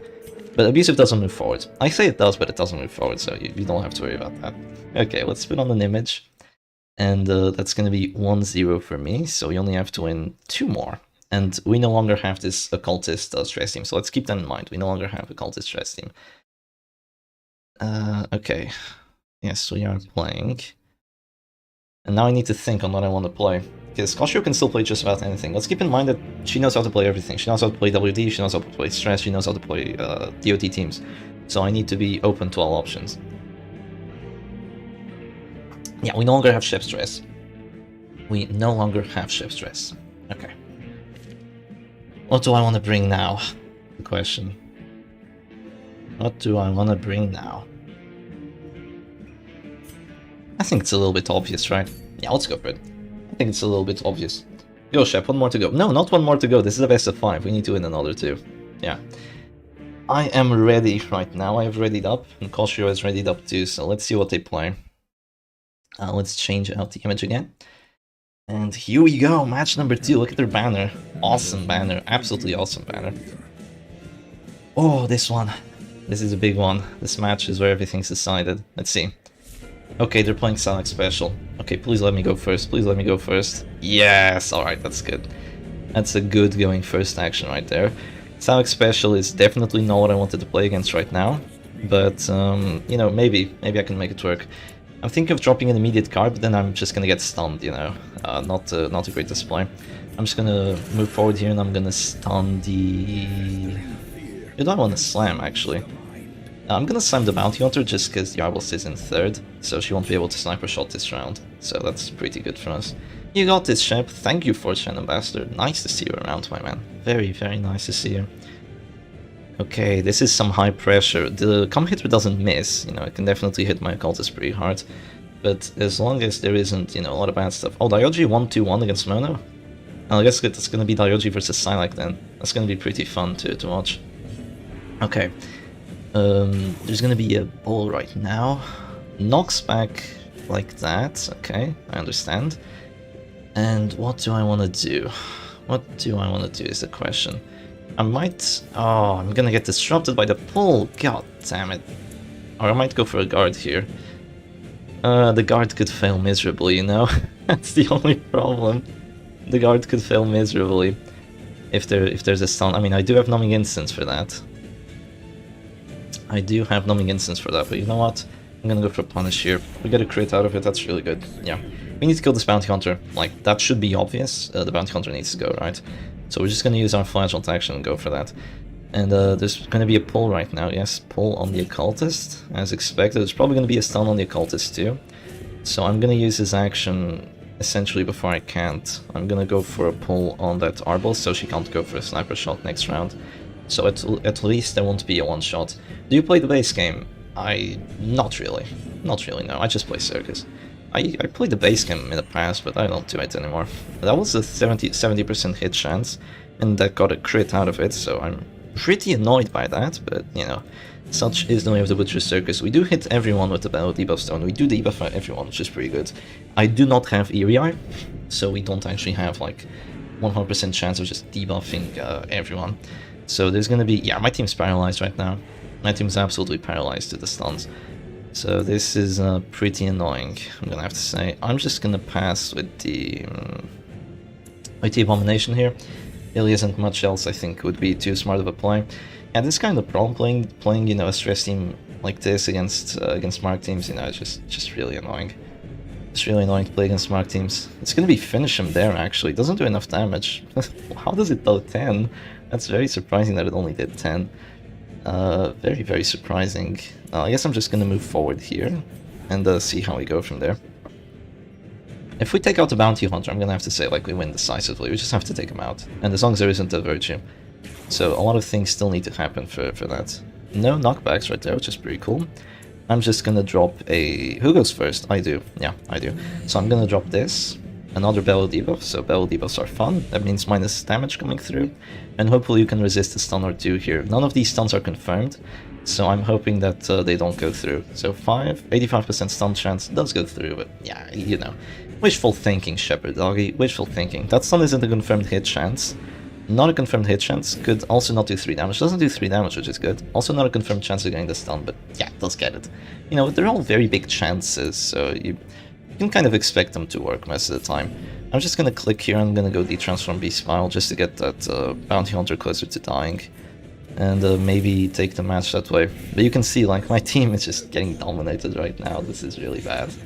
This is pretty freaking bad. At least I won't be Silac special again, if Koshiro wins. Yeah, at the very least. I have to hope for the act-outs. You know, I have to hope on the act-outs. The act-outs are what's gonna save me this match. If the Bounty Hunter just goes afflicted right now, act-out oofs himself, it's GG. It is GG for me. Oh, there's gonna be another Dazzling Light. Wow, surprisingly. Very, very surprisingly right there, okay. Well, that means that the Cultist unless I guard here. I do not want to have a dead Occultist, not gonna lie. I'm gonna guard. Yeah, I don't want my Occultist to die right now. Not gonna lie. If I had Stygian Embrace, this would be a lot easier. Because Stygian Embrace is really good against Mark teams, but I have Weirder Construction instead. So, that's annoying. Irrational. Oh, Irrational. That's so good. Okay, do something dumb. No act-outs. Please don't crit. Okay, that's 6, that's fine. I can live with that. Who do I want to pass with right now? I'm gonna pass with the occultist, you know, it doesn't make too much of a difference. I'm just gonna pass with the occultist right now and see where the spirit takes us. Bola, please don't crit. Oh, there's a riposte. That could hurt. Yeah, it hurts a little bit. And now I'm gonna pass. Hopefully I don't get stunned again. It's very unlikely to get stunned twice right now. It might not drop me to death's door. Is full stun team good? Irrational says no. That's pretty good. Yeah, full stun team really isn't all that good. Stunning blow, 50-50 chance of getting it. Doesn't get it. That's value. That is some freaking value right there. Now I have a choice. I can go for a redeem right now, and I will go for a redeem before I can't, you know. Like, just drop the redeem, just keep your characters alive. Like, there's just nothing wrong with that. And that bounty hunter is still in a very, very precarious situation. There's going to be a heal with the Divine Grace. But after Divine Grace... Oh, the crit heal! No! That's so bad. That's so freaking annoying. Okay. Yeah, that hurts. That really hurts me. That really does hurt me. But I'm going to drop a bell right now just to get another affliction and hope for Actouts here. Also minus 60% damage is really good. After that, I'm going to drop potentially a pull on the Arbalist. Oh, she goes Masochistic. Masochistic moves forward. That's pretty good. Oh, this is close. This is freaking close. Irrational going first. Mark for Death on the Abomination. I'm not sure if that's the good play. But it is the play they went for. Doesn't get the debuff, which is rather nice. And now I'm just gonna go for a pull here. Please get the pull. Oh, come on. 85. 85% chance of getting a pull and I don't get it. What a sick joke. God damn it. 85. Now I'm just gonna go one shot because of it. Yeah, that's really annoying. That is really freaking annoying. Oh well, what can I do? Am I gonna get one shot? I mean, there's minus 60 damage. She hits herself. And does she one shot? I mean, she definitely does enough, right? Yeah. I'm gonna get a riposte out of it though, so not the end of the world. And right now...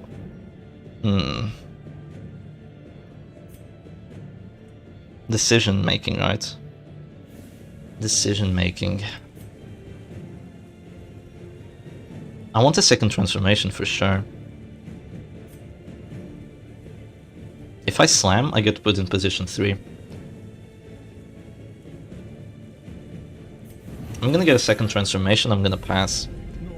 Or no. I'm gonna get a second transformation, I'm gonna slam the Crusader. Because now he only has a 25% chance of getting a death blow. That shouldn't get the death blow, right? If the 25 doesn't get the death blow, we're pretty good here. If it does get the death one, I'm screwed.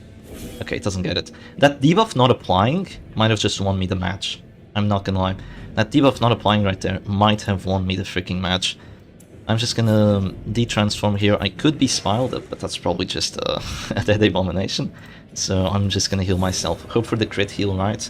We don't take it, but you know, if you just stay calm, you can win these matches every now and then. So the Arbol is gonna go for a one-shot right now. Is she gonna get it? Yeah, most likely, yeah, she does get it. I could go for a crit heal with the Weird Construction. Yeah, if I had Stygian Embrace right now, we'd be so fine. It would be really comfortable if I had Stygian Embrace. I could change the guard. I could also change the guard. Just to keep him alive. Or I could go for a Weird Reconstruction. What do I want to do? I really want Irrational to pass or something. I'm gonna do this, because I need the Arbals to die. You know, I can't afford Weird Reconstruction doing 0 damage right now. Like, doing 0 heal, or just healing for like 5 and then just stun and nothing happens. You know, I need my Occultist action. Please just do something dumb. Okay, that's pretty dumb, but it's not dumb enough. And there's gonna be a finish him right there. Which is annoying, because now we're gone, but oh well, what can you do? Could drop a Bellow first. Or I could not drop a Bellow, I could drop a guard.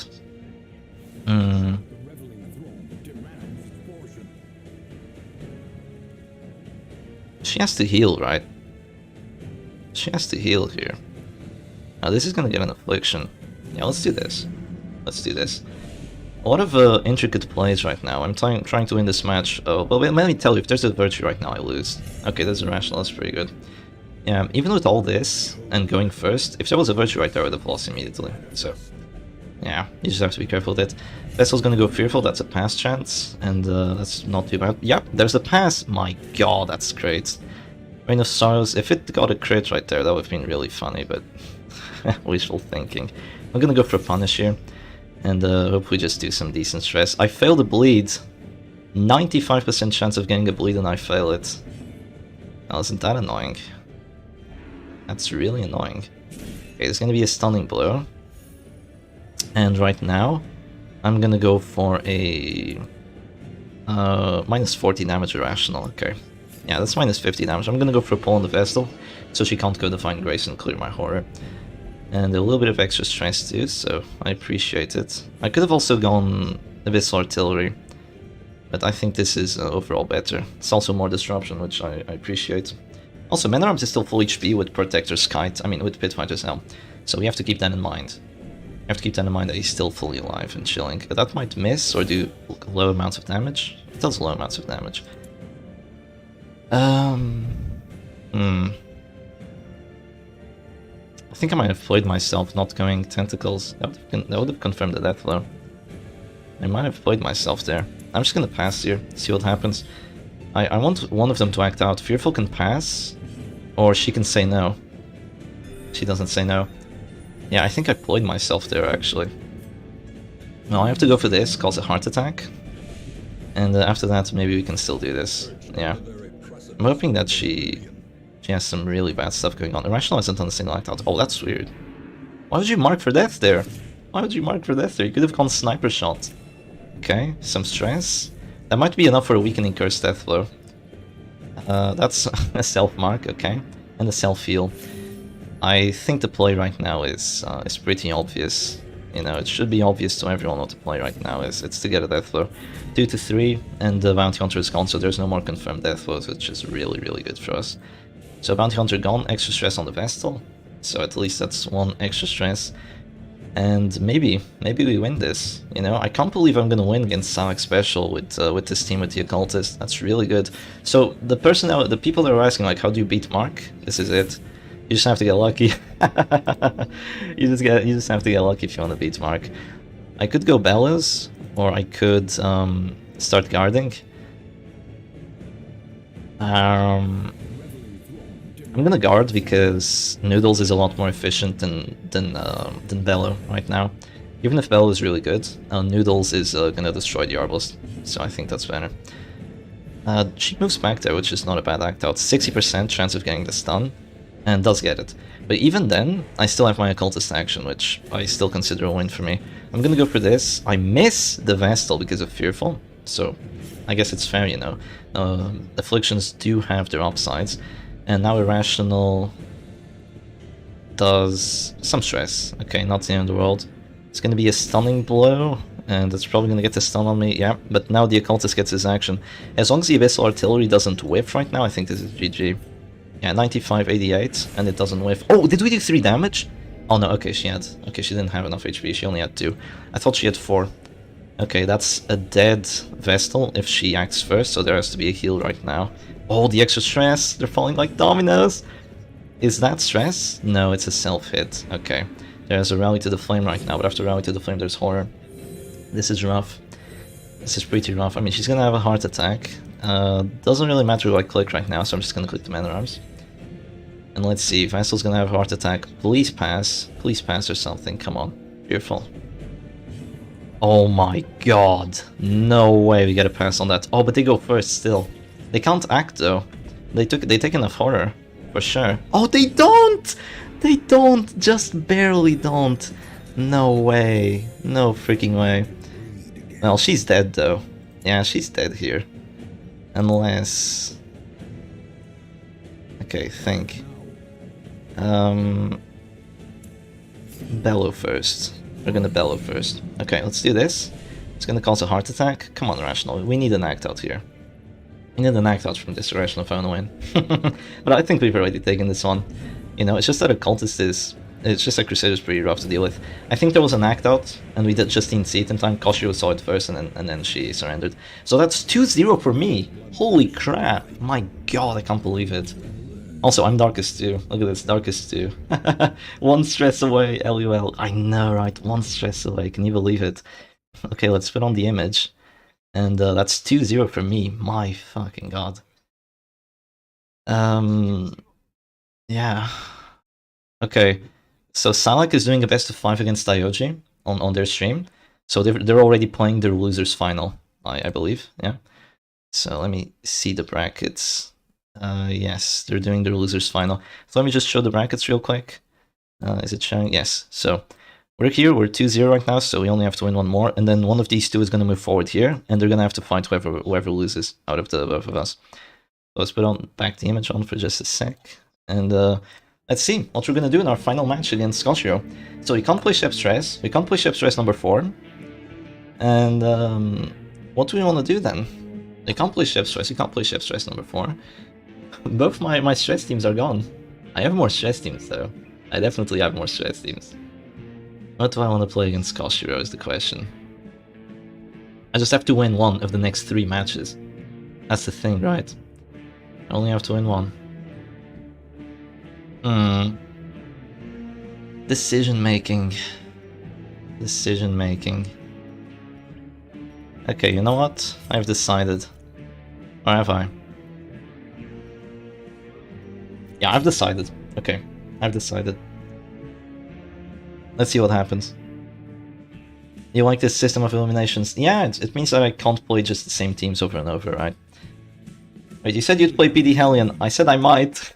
Sorry, but I forgot. I'm 2-0, but come on, there's no way. There's no way I play PD Hellion. I'm just gonna lose. Okay, what's gonna happen right now? Oh, it's DOT. Okay, it's the Winter Bliss comp with regen. Okay, this might be rough then. I'm playing WD, so I have a hard time against dodge. But I might still be able to make it here. So yeah, this is gonna be a pretty novel matchup. Look, let me tell you, if I was playing PD Helen right now, I lose immediately. Like, I don't wanna give Koshiro a free win. That's literally a free win right there. I wanna make it to the grand final. I might throw in the grand final, not right now. Not right now, you know. Oh, goes for a 50-50 and gets it? My god, that's greedy. That is really greedy, going for that 50-50. But okay, we're just gonna transform here and we're gonna slam the Flagellant. Is there Materia Pestis? No, there isn't. Okay, good. I'm gonna slam the Flagellant here. Oh my god. I talked about the loser's final and stuff, but okay. I knew Shieldbreaker would make an appearance soon. Yeah, she's here now. That's a very risky play right there. That's a very risky play. Like, really risky. That Flagellant might be dead. Yeah, he's dead. That's really risky. You don't want to use your Flagellant first. The Flagellant's dead already. Koshiro just did a misplay. Like, huge freaking misplay right there. The Flagellant's dead. You know, the reason regen is so good is because you can use your actions to regen out of that store. But if you lose your actions, you're gonna die. Flagellant is dead already. Look at this. Look at this freaking turnaround of the century. Like, I went second and I'm just gonna kill this Flagellant. This team is very difficult to play, let's be honest, but if you go and you just use your Flagellant action first, you have to understand that you might just die on the spot. And that's definitely what I'm gonna go for. I'm just gonna go for finish him right here. Because I went for a bullet first, my death row chance is confirmed, and it's already a 4v3. That fast. The Flagellant's out of the match. Like, this is rough. This is really rough if you're Koshiro. Because I'm probably gonna miss a lot of my abilities, right? But I might not. I might also not miss my abilities. Okay. Decisions right now. I think stunning the Jester isn't that important. I mean, it is, but how important is it is the question. I'm gonna go for stun on the Jester. Yeah, let's do that, and let's wait for what happens here. Well, GG, my brother. Well, not always one, you know. Now 76. Yeah, look, this is what's gonna happen. Like 40 dodge, 50 dodge. I'm just gonna miss forever. That's pretty much what's gonna happen. This is not gonna be too much fun here. Dealing with this. It's gonna be another Festering Vapors, which I'm gonna have to say might be another misplay, believe it or not, because the crit definitely helps, but right now there's gonna be a pull into a sniper shot into a potential death blow, or at least a stun with the stunning blow. But I could also miss the sniper shot because of the 25 dodge. I don't want that to happen. I'm gonna go for the stunning blow first. It's gonna be a Dark Snap right now. There's definitely gonna be a finale on my Crusader eventually, which is of course not very cool. But I want to keep this anti-current in place. You might be wondering, well, if she's dropping to 0, why aren't you just stunning the Jester and preventing the finale? Well, not only is this more likely, it also makes sure she doesn't go to the back. And keep in mind, she's the actual dangerous character here. The thing about this team is that the finisher character is the anti-current, so you have to keep her alive at all costs. And if you don't keep her alive, then, you know, you're just going to lose the match, essentially. So she's going to pass right now, she's going to lose her dodge. And I'm going to go for my Crusader action first before I die, essentially, so I'm just going to make some use out of it. And that anti-current should be dead right now, no matter what. And that's already 2 characters down by round 3. That's really good. 40 dodge, never heard of it. There wasn't 40 dodge. I've gone for 40 dodge on the Jester and missed. So yeah, this is just what WD does, you know. I've said this before, I'll say it again. WD is just this. You know, WD is just broken. And let me tell you, Sonic Special wouldn't have been able to do the same. Because Sonic Special wouldn't have done like 14 damage to the Flashpoint immediately with the Slam. And that was with the Slam fail. Actually, the Slam failing might have been good here. So there's going to be a Finale right there. So you're down to Finale, you're down 25 dodge. And now I get to just go for finish him on this anti-current. Who goes first? They do. They do, yeah, I have to go for finish him. Remember about 100% hit plus stun chance. 100% hit plus stun chance. I know the Vestal does that. I know the Vestal does that, but it wouldn't have been able to get the immediate kill of the Flagellant. So this is not too shabby. Well, now we just go for the Jester. Yeah, we just go for the Jester here. Let's just drop this, prevent him from going Harvest, which is pretty annoying. And we just take it from there. Also, if there's Puncture right now, it's basically half your actions for a third of mine, so I don't really care. If there's Adder's Kiss, it doesn't really do too much because it's probably not going to get the Blight. And yeah, there's going to be a pull here. It does succeed. So what do I want to do? I'm thinking of... No, I'm just going to move back here. Yeah, just move back. Let's play it simple. Let's just move back and let's go for another stun and just drop a finish him after that. I think this is the play. The stun is still very likely to succeed. It's a 65. We should get it, right? And no, we failed the stun. But the finish him should still do some damage. I could go finish him or I could go Caltrips.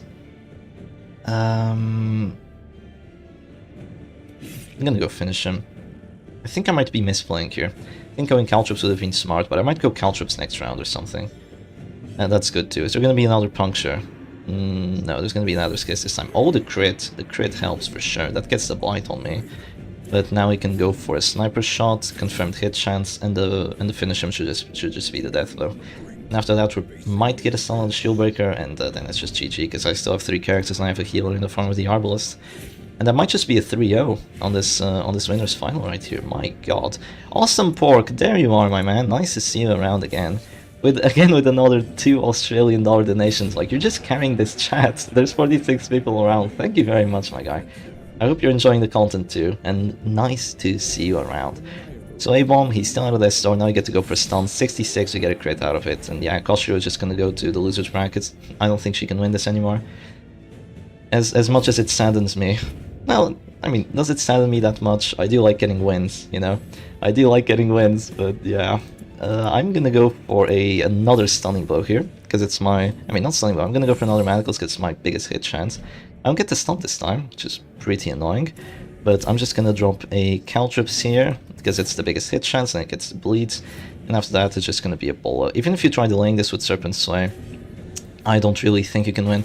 Like, she doesn't want to surrender, obviously, but considering that I still have heals with Arbalest, and you can only hit one character at a time, and I still have heals with the Absolution, and I don't think you're gonna take this one. But you know, good on her for trying to play this one out, I suppose. Because you definitely don't wanna surrender if you're playing your last match. Like, I could potentially just miss everything from now on. Like, literally every single action I could miss because there's like 50 plus dodge. I could miss every single action in the world. But that's just pretty unlikely to happen. 53, yeah, I get a hit already. That might get an affliction soon too. That's one Aegis block gone, and now I get to plus 12 accuracy, and I'm just gonna go for it. Yeah, another 57, no. This wasn't Koshiro's match to win, I think. She's gonna go Afflicted 2 right now. Shieldbreaker doesn't have 65 dodge, and that's just a GG.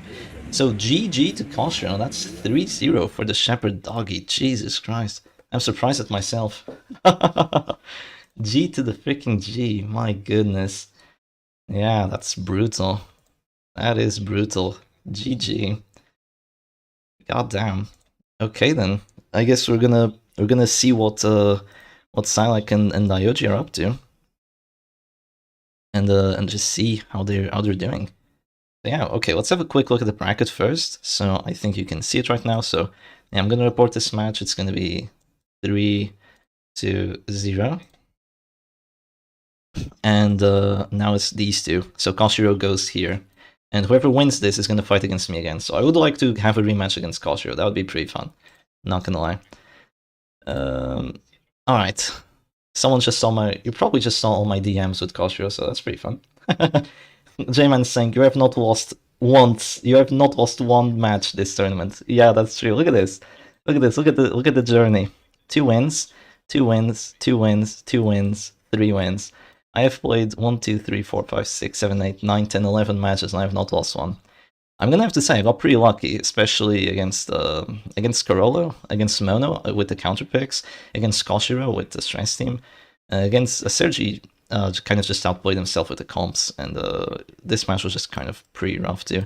But yeah, let's see what they're doing, and let's hopefully get some more matches going. Okay, so it's gonna be Psylac. Let's see if actually Silac is streaming. Is he? Is Psylac streaming? No, I don't believe so. Okay. So we're just gonna have to look at Daioji stream. So it's gonna be Daioji versus Silac, and it's a best of 5. And I'm not sure what match they're on, but I'm just gonna write down 0-0 because yeah, that's the thing. So here we go. Let's go back into there, see what's up.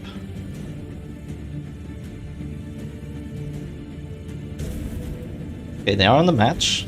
I'm not sure exactly what's going on here, but this looks like it's going to be a pretty close one. I'm going to have to ask them what match we're on. So let me turn off the image for a second, and let's have a look. Wait, wrong one. Okay, there we go. Alright, so we don't know what match they're on, which is pretty sad, but it looks like this was a kind of like the kind of a double date team with Bounty Hunter and Shieldbreaker against what looks like was Zeta Stress or something by Silac. You know, definitely a very solid stress team there with the Crusader. But the biggest problem here is that the Bounty Hunter is still alive and well. Like, he's only at 100 stress and the Crusader is taking down to 0. So that crit probably kills the Flagellant. No, there's Contour Web Solution, it's not enough. Yeah, Contour Web Solution and not actually taking plus stress at this store. This is probably just going to be a GG. Yeah, the correct act out with that Pierce. And I think Silac is going to lose right now. I'm going to ask Silac what round is he on once he actually does this one. Oh, there's a pass. Okay, that makes it a little bit more difficult. Tries moving back. Oh right, that's a good act. That's a good action, right? Trying to move back so the Bounty Hunter doesn't move back to position 4. That's actually a good action, and so you don't get death vote by the Zealous too, you know. But yeah, Crusader is probably going to get maybe even 2 death votes right now. No, it's going to be only 1, but it's going to be all she wrote for this Crusader, sadly. Yeah, and there's going to be a punished death blow, so Silac gets punished for playing the Zeta Stress comp without a Flagell. Yeah. Okay then, let's see. Let's see what round they're on. I'm going to ask Silac. Hello, Silac. Wait. Hello, Silac. Sorry to disturb, but what match are you on against Daioji? Praise well earned. It is 1-1. 1-1? Okay, thank you. I just finished my match against Koshiro. I'm just gonna stream this one as well. It's a best of 5. Yeah, I know. Good luck, good luck.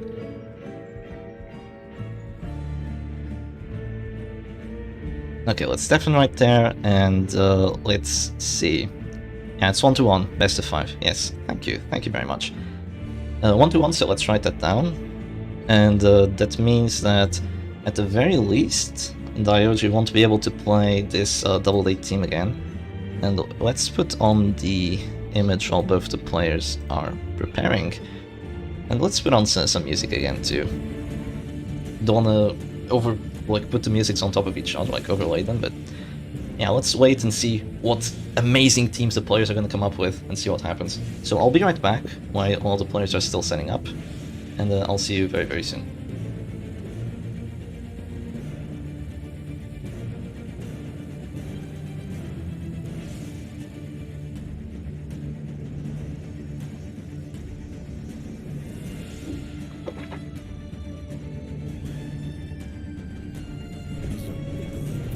Actually, the players are already okay. They're in it to win it.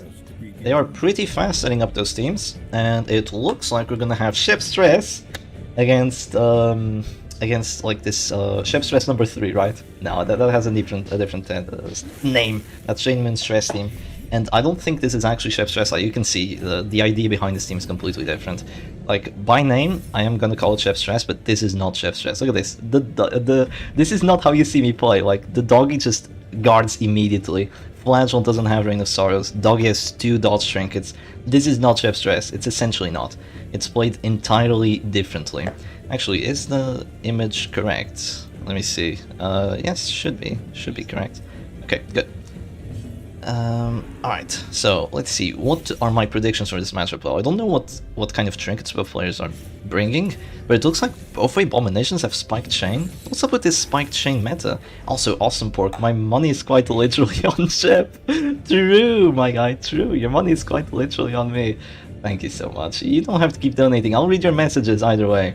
But yeah. Okay, then there was a stun attempt. Yeah, there was a stun, but some crits happening right now. The Man Arms is getting focused down pretty bad, and there's just gonna be a reclaim on that. Like, you know, this is not how we play the Shep Stress. This is Shep Stress, but very, very defensive. Yeah. Are Daioji and Butcher's Hit Squad the same player? Yes, they are. They are. And also the Butcher Circus Master. You know, there's like 3 different names, but I'm just gonna call him Daioji because that's the name of his stream. So, and it's also an easier name to say. So there's going to be a bolster right there. Bolster is definitely going to be valuable. There's going to have to be commands to counter that bolster. You do want that to happen. So Silac's Man at Arms is Rancid Cure All Numbing Incense. So prepare to deal with DOT and stress, but not damage. And yeah, I think there's going to be just a full-on war against the Man at Arms. Like maybe this is how these punish players and like defensive players actually play this matchup. They just punish the Man at Arms and go Rancid Cure All in hopes that he doesn't get DOT'd out. I don't know. This is really not my meta, but it is what they're playing. So let's see. It's gonna be a Panic Darts, and it's gonna be more stress. You know, confirmed blight chance against that Abomination because the Panic Darts has a lot of blight chance. And I'm gonna have to say, I'm gonna have to put my money on Silac here because this defensive doggy isn't really doing you any favors. Because the Panic Darts is slowly but surely killing all your characters. You cannot defend against Panic Darts. W, says Shaluxi. Yes, this might be a W for Silac here. It is 1-1, so not all is lost for Daioji even if he loses right now. Okay, let's see. The Man at Arms being in position 4 doesn't really matter too much. What it matters most is that defender on the repulse character. Just so he doesn't get punished? I mean, oh yeah, so he doesn't get punished, right? That's actually an idea. I see the reasoning behind this. It's a very weird playstyle, but I see the reasoning behind it. It means that now the Man at Arms is means that the Daioji's Flagellant doesn't have a good punish character or a good punish target. Because if you hit the Man at Arms, you don't get the bleed because he has Rancid Cure All, and if you hit the Flagellant, then the Flagellant doesn't really mind. He wants to drop closer to Death's Door anyway. Then you just have the Flagellants like fighting each other out in like a cockfight or something. So it's gonna be a punish right there. That's definitely an Abominations. That's Death's Door. The Daioji's Man at Arms is also dropping closer to Death's Door. And I'm gonna have to say, Silac was ready for this. He was ready to go against a team like this, like a very defensive team, and he has the setup to resist the punishes, to deal with the damage, to dodge a lot of those Hansaries, you know, with the Grave Robber, and also to slowly output stress because Panic Darts is probably the single most ability that you just can't deal with because it applies blight and stress at a huge amount. You cannot resist the blight. It's very rare being able to cure blight. Only the Musketeer can do it with her trinket, and it's also very difficult to deal with just the pure amount of stress that the Grave Robber does with her Panic Darts. Why does everyone keep using Flagellant with Spike Bat? Look, I'm not gonna know. I don't know. I think these two players just decided like, okay, let's troll everyone on Shep's stream. Let's troll everyone on Shep's stream, and let's give the Flagellant Spiked Bat for the bleed chance. I just don't know. Someone is clueless right now. Log by Bulb. Is that a reverse name? Blob? Iblog. No, that doesn't make sense. Okay, there's gonna be a stun on the Grave Robber to Oscar. I was personally concerned about that. I thought that the Man at Arms being put to position 4 was the biggest problem with that was the Grave Robber now being in range of manacles, and with command buffs it is still very likely to hit. New meta. Well, I don't know. They're in the losers bracket, so if you wanna go that way, then maybe it's not working out too well for them. Because I don't think Spike Bat's that good. Oh no, the Flagellant does have Crown of Thorns this time. Okay, I think Crown of Thorns here is actually a lot worse than Spiked Bat because of this particular matchup. Crown of Thorns is definitely a good trinket. Can you still join the tournament? You're very far away from joining the tournament. You can join the next one, for sure, once we do actually organize it, and you can just watch this one and enjoy. But yeah, the registrations close like Friday, like there's no one going to the tournament right now.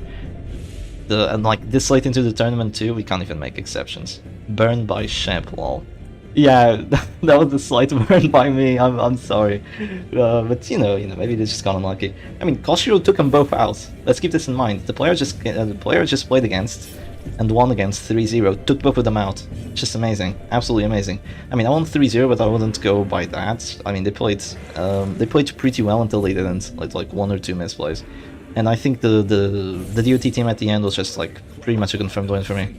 Because I think I went second, but even going second, that means I just don't get passes. Or I mean, I don't get misses round 1, which is really good, because if I had gone first, it would have actually been worse for me if I had gone first against that team, believe it or not. If I had Halo comp, I would have preferred it, but since I had WD, it would have actually been good. Yeah, it's a good setup. If you're a loser... Oh, jeez. I didn't say that. Come on, you're putting words into my mouth. Yeah, I said close to it. I said, well, is it working? Is it a new meta? Well, considering they're both in the loser's bracket, I'm not too sure about that. That's what I said. Okay, so... yeah, I'm gonna have to say this match is looking terrible for Daioji here. I mean, the doggy is just not doing much. You know, he can guard one character, but then the other one just gets focused down. And his Harry's tickle. You know, there's no Crimson Hook, there's barely any command buffs. I don't think there's even a command buff right there. And there's just not really much offense going against Silac. Like, Silac is chilling right now. The maximum amount of stress there is on Silac's team is like 30. And apart from the Abomination, but the Abomination gets stressed out a lot more. Because, you know, he stresses himself out. So, yeah, this is not great. The Man-at-Arms is forced on guarding duty against stress teams. I don't think this is too good. I don't think this is too good, but, you know, you have to play the cards you're dealt, right? And if you think you can win through just keeping your characters alive, even if they're on the brink of collapse, then, you know, all the power to you, I suppose. So yeah, Abomination's gonna pass right now, and I think he definitely gets to go first, and use his second transformation, probably to go for, maybe not even a slam actually, because a slam puts him out of Beast Files range, and they have Spike Chain, both of them will love the Beast Files. So it is not known yet what they actually want to do with this. Yeah, I am not too sure quite yet. Feels like Dodge Tank Doggy just doesn't have the same value as Crimson Hook Harry Doggy. Well, it has its own uses, right? It definitely has its own uses, but putting it in Shep Stress just makes it so you have to pivot the stress dealer to someone else, because he's no longer like the big boy stress dealer. Someone else has to be the big boy stress dealer.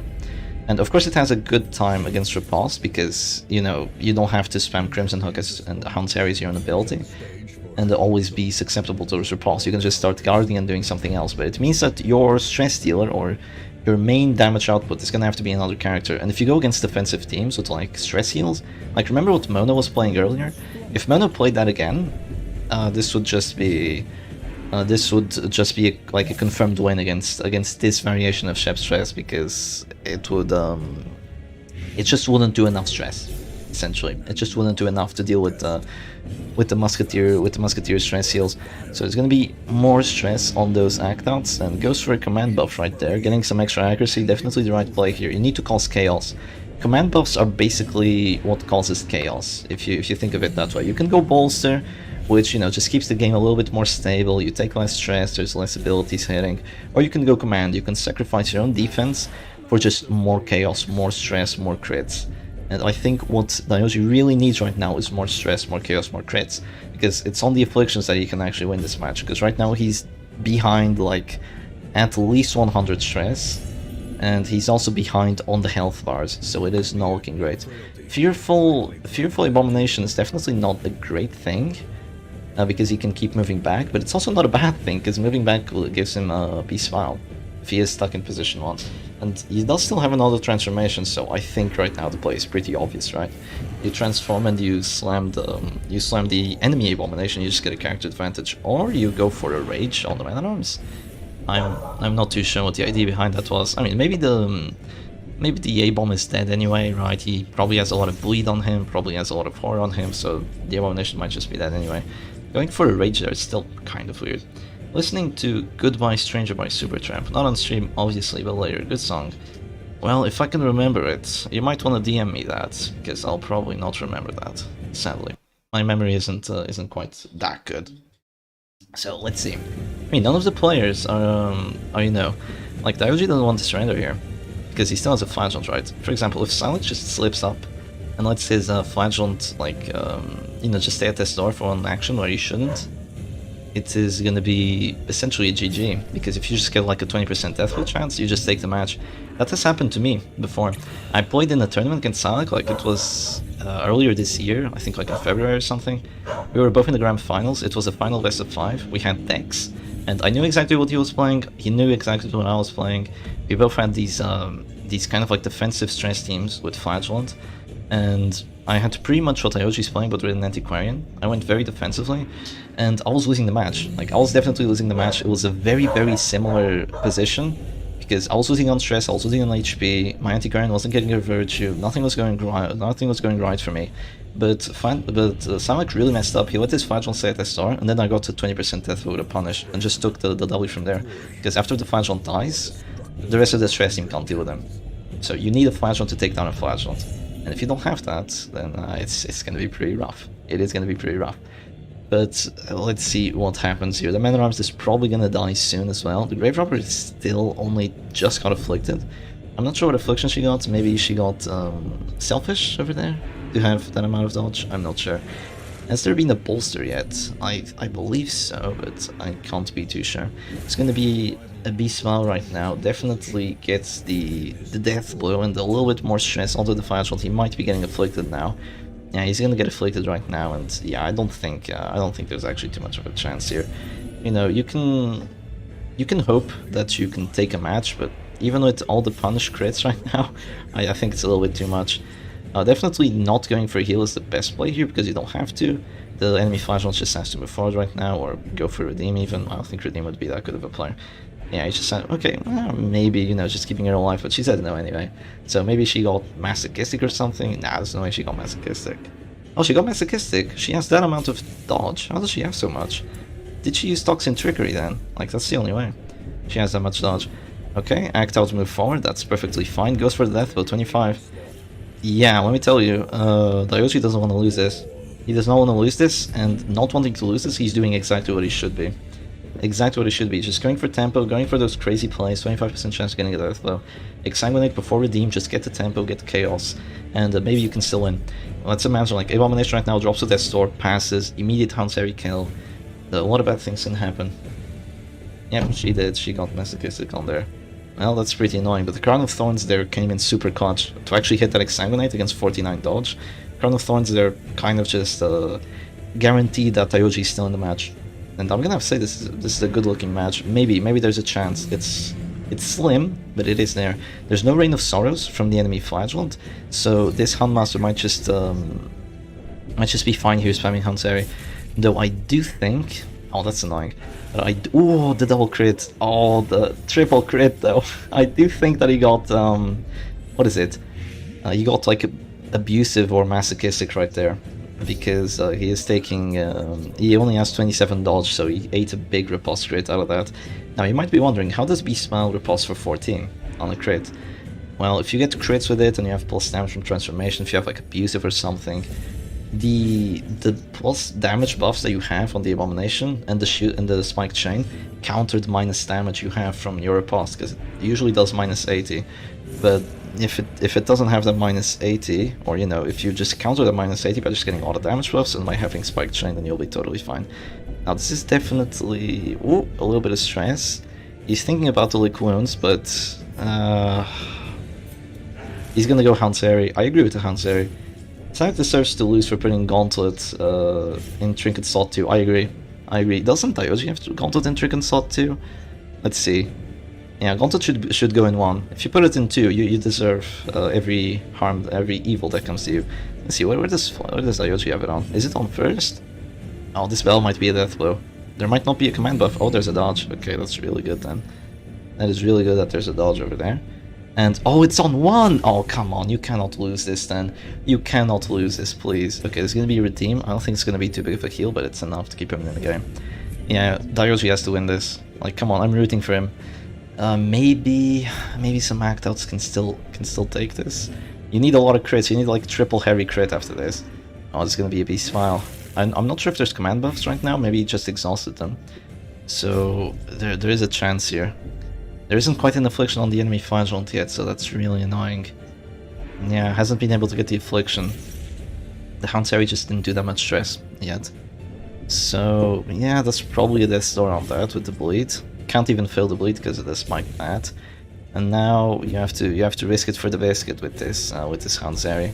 If it does 11 damage on the riposte, that's gonna be really annoying. Another act out, well, it doesn't even make a difference anymore.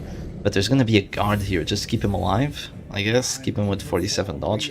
Oh, he's hoping for the Fearful Pass. Yeah, you can see his mouse, like, just hovering over that. He's hoping for that Fearful Pass. You know, he has to hope for those act outs right now. That's the only way. Wait, he went Fearful and still did 14 on the riposte? How? How do you do that?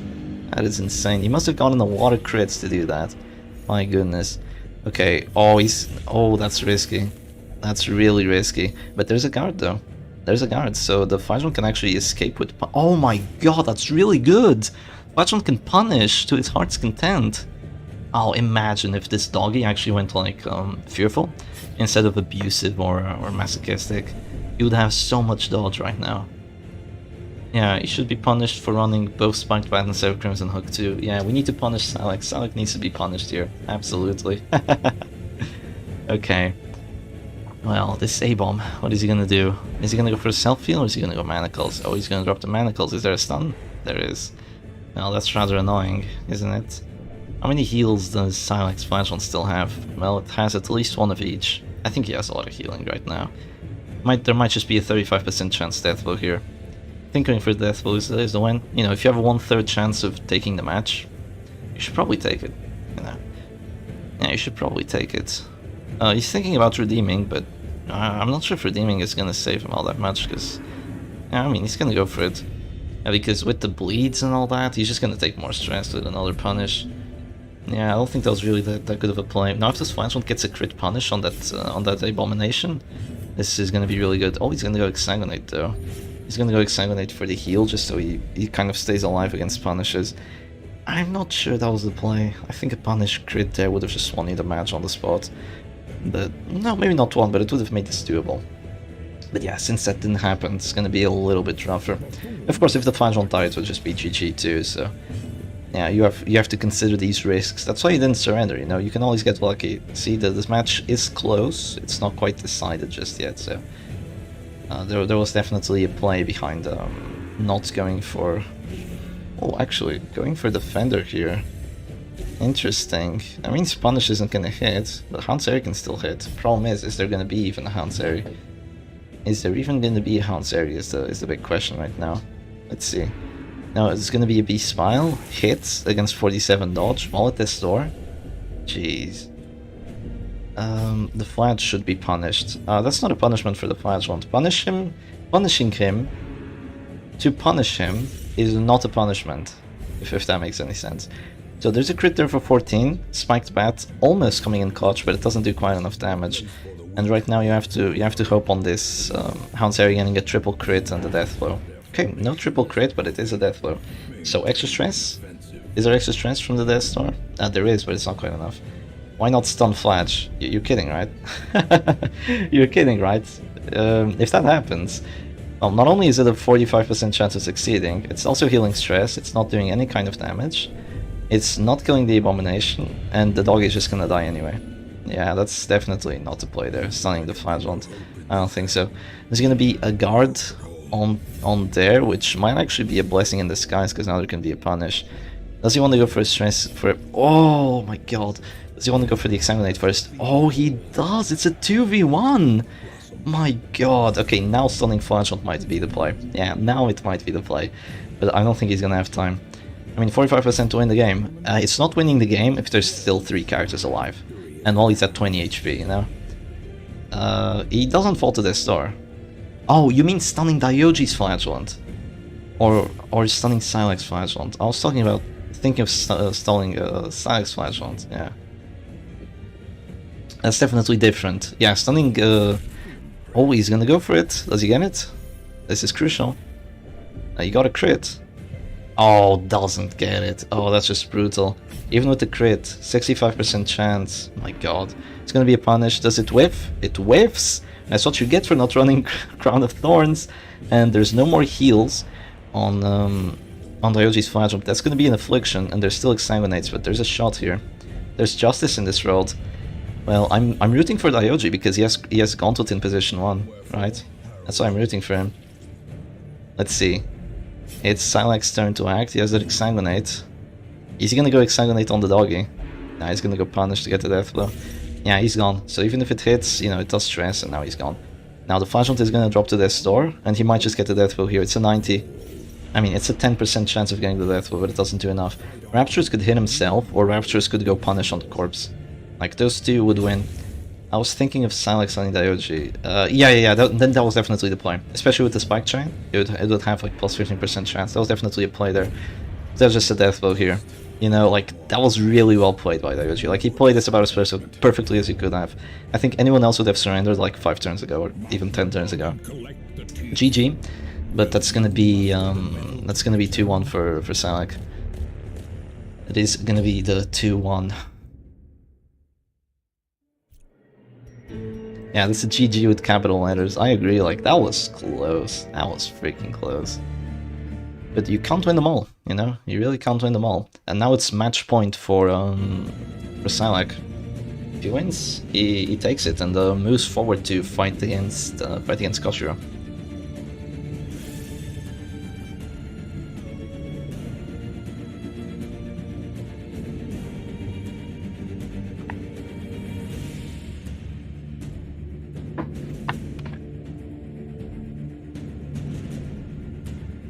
I'll be right back while both players think on what they want to play.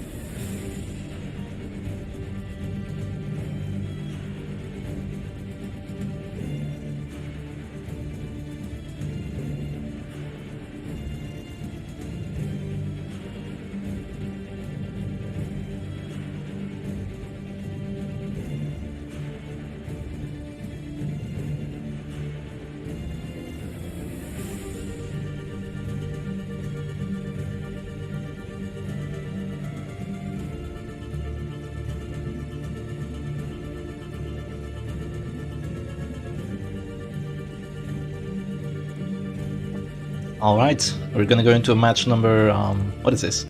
Number 4, I think? Yeah, we've only seen one match so far, pretty much.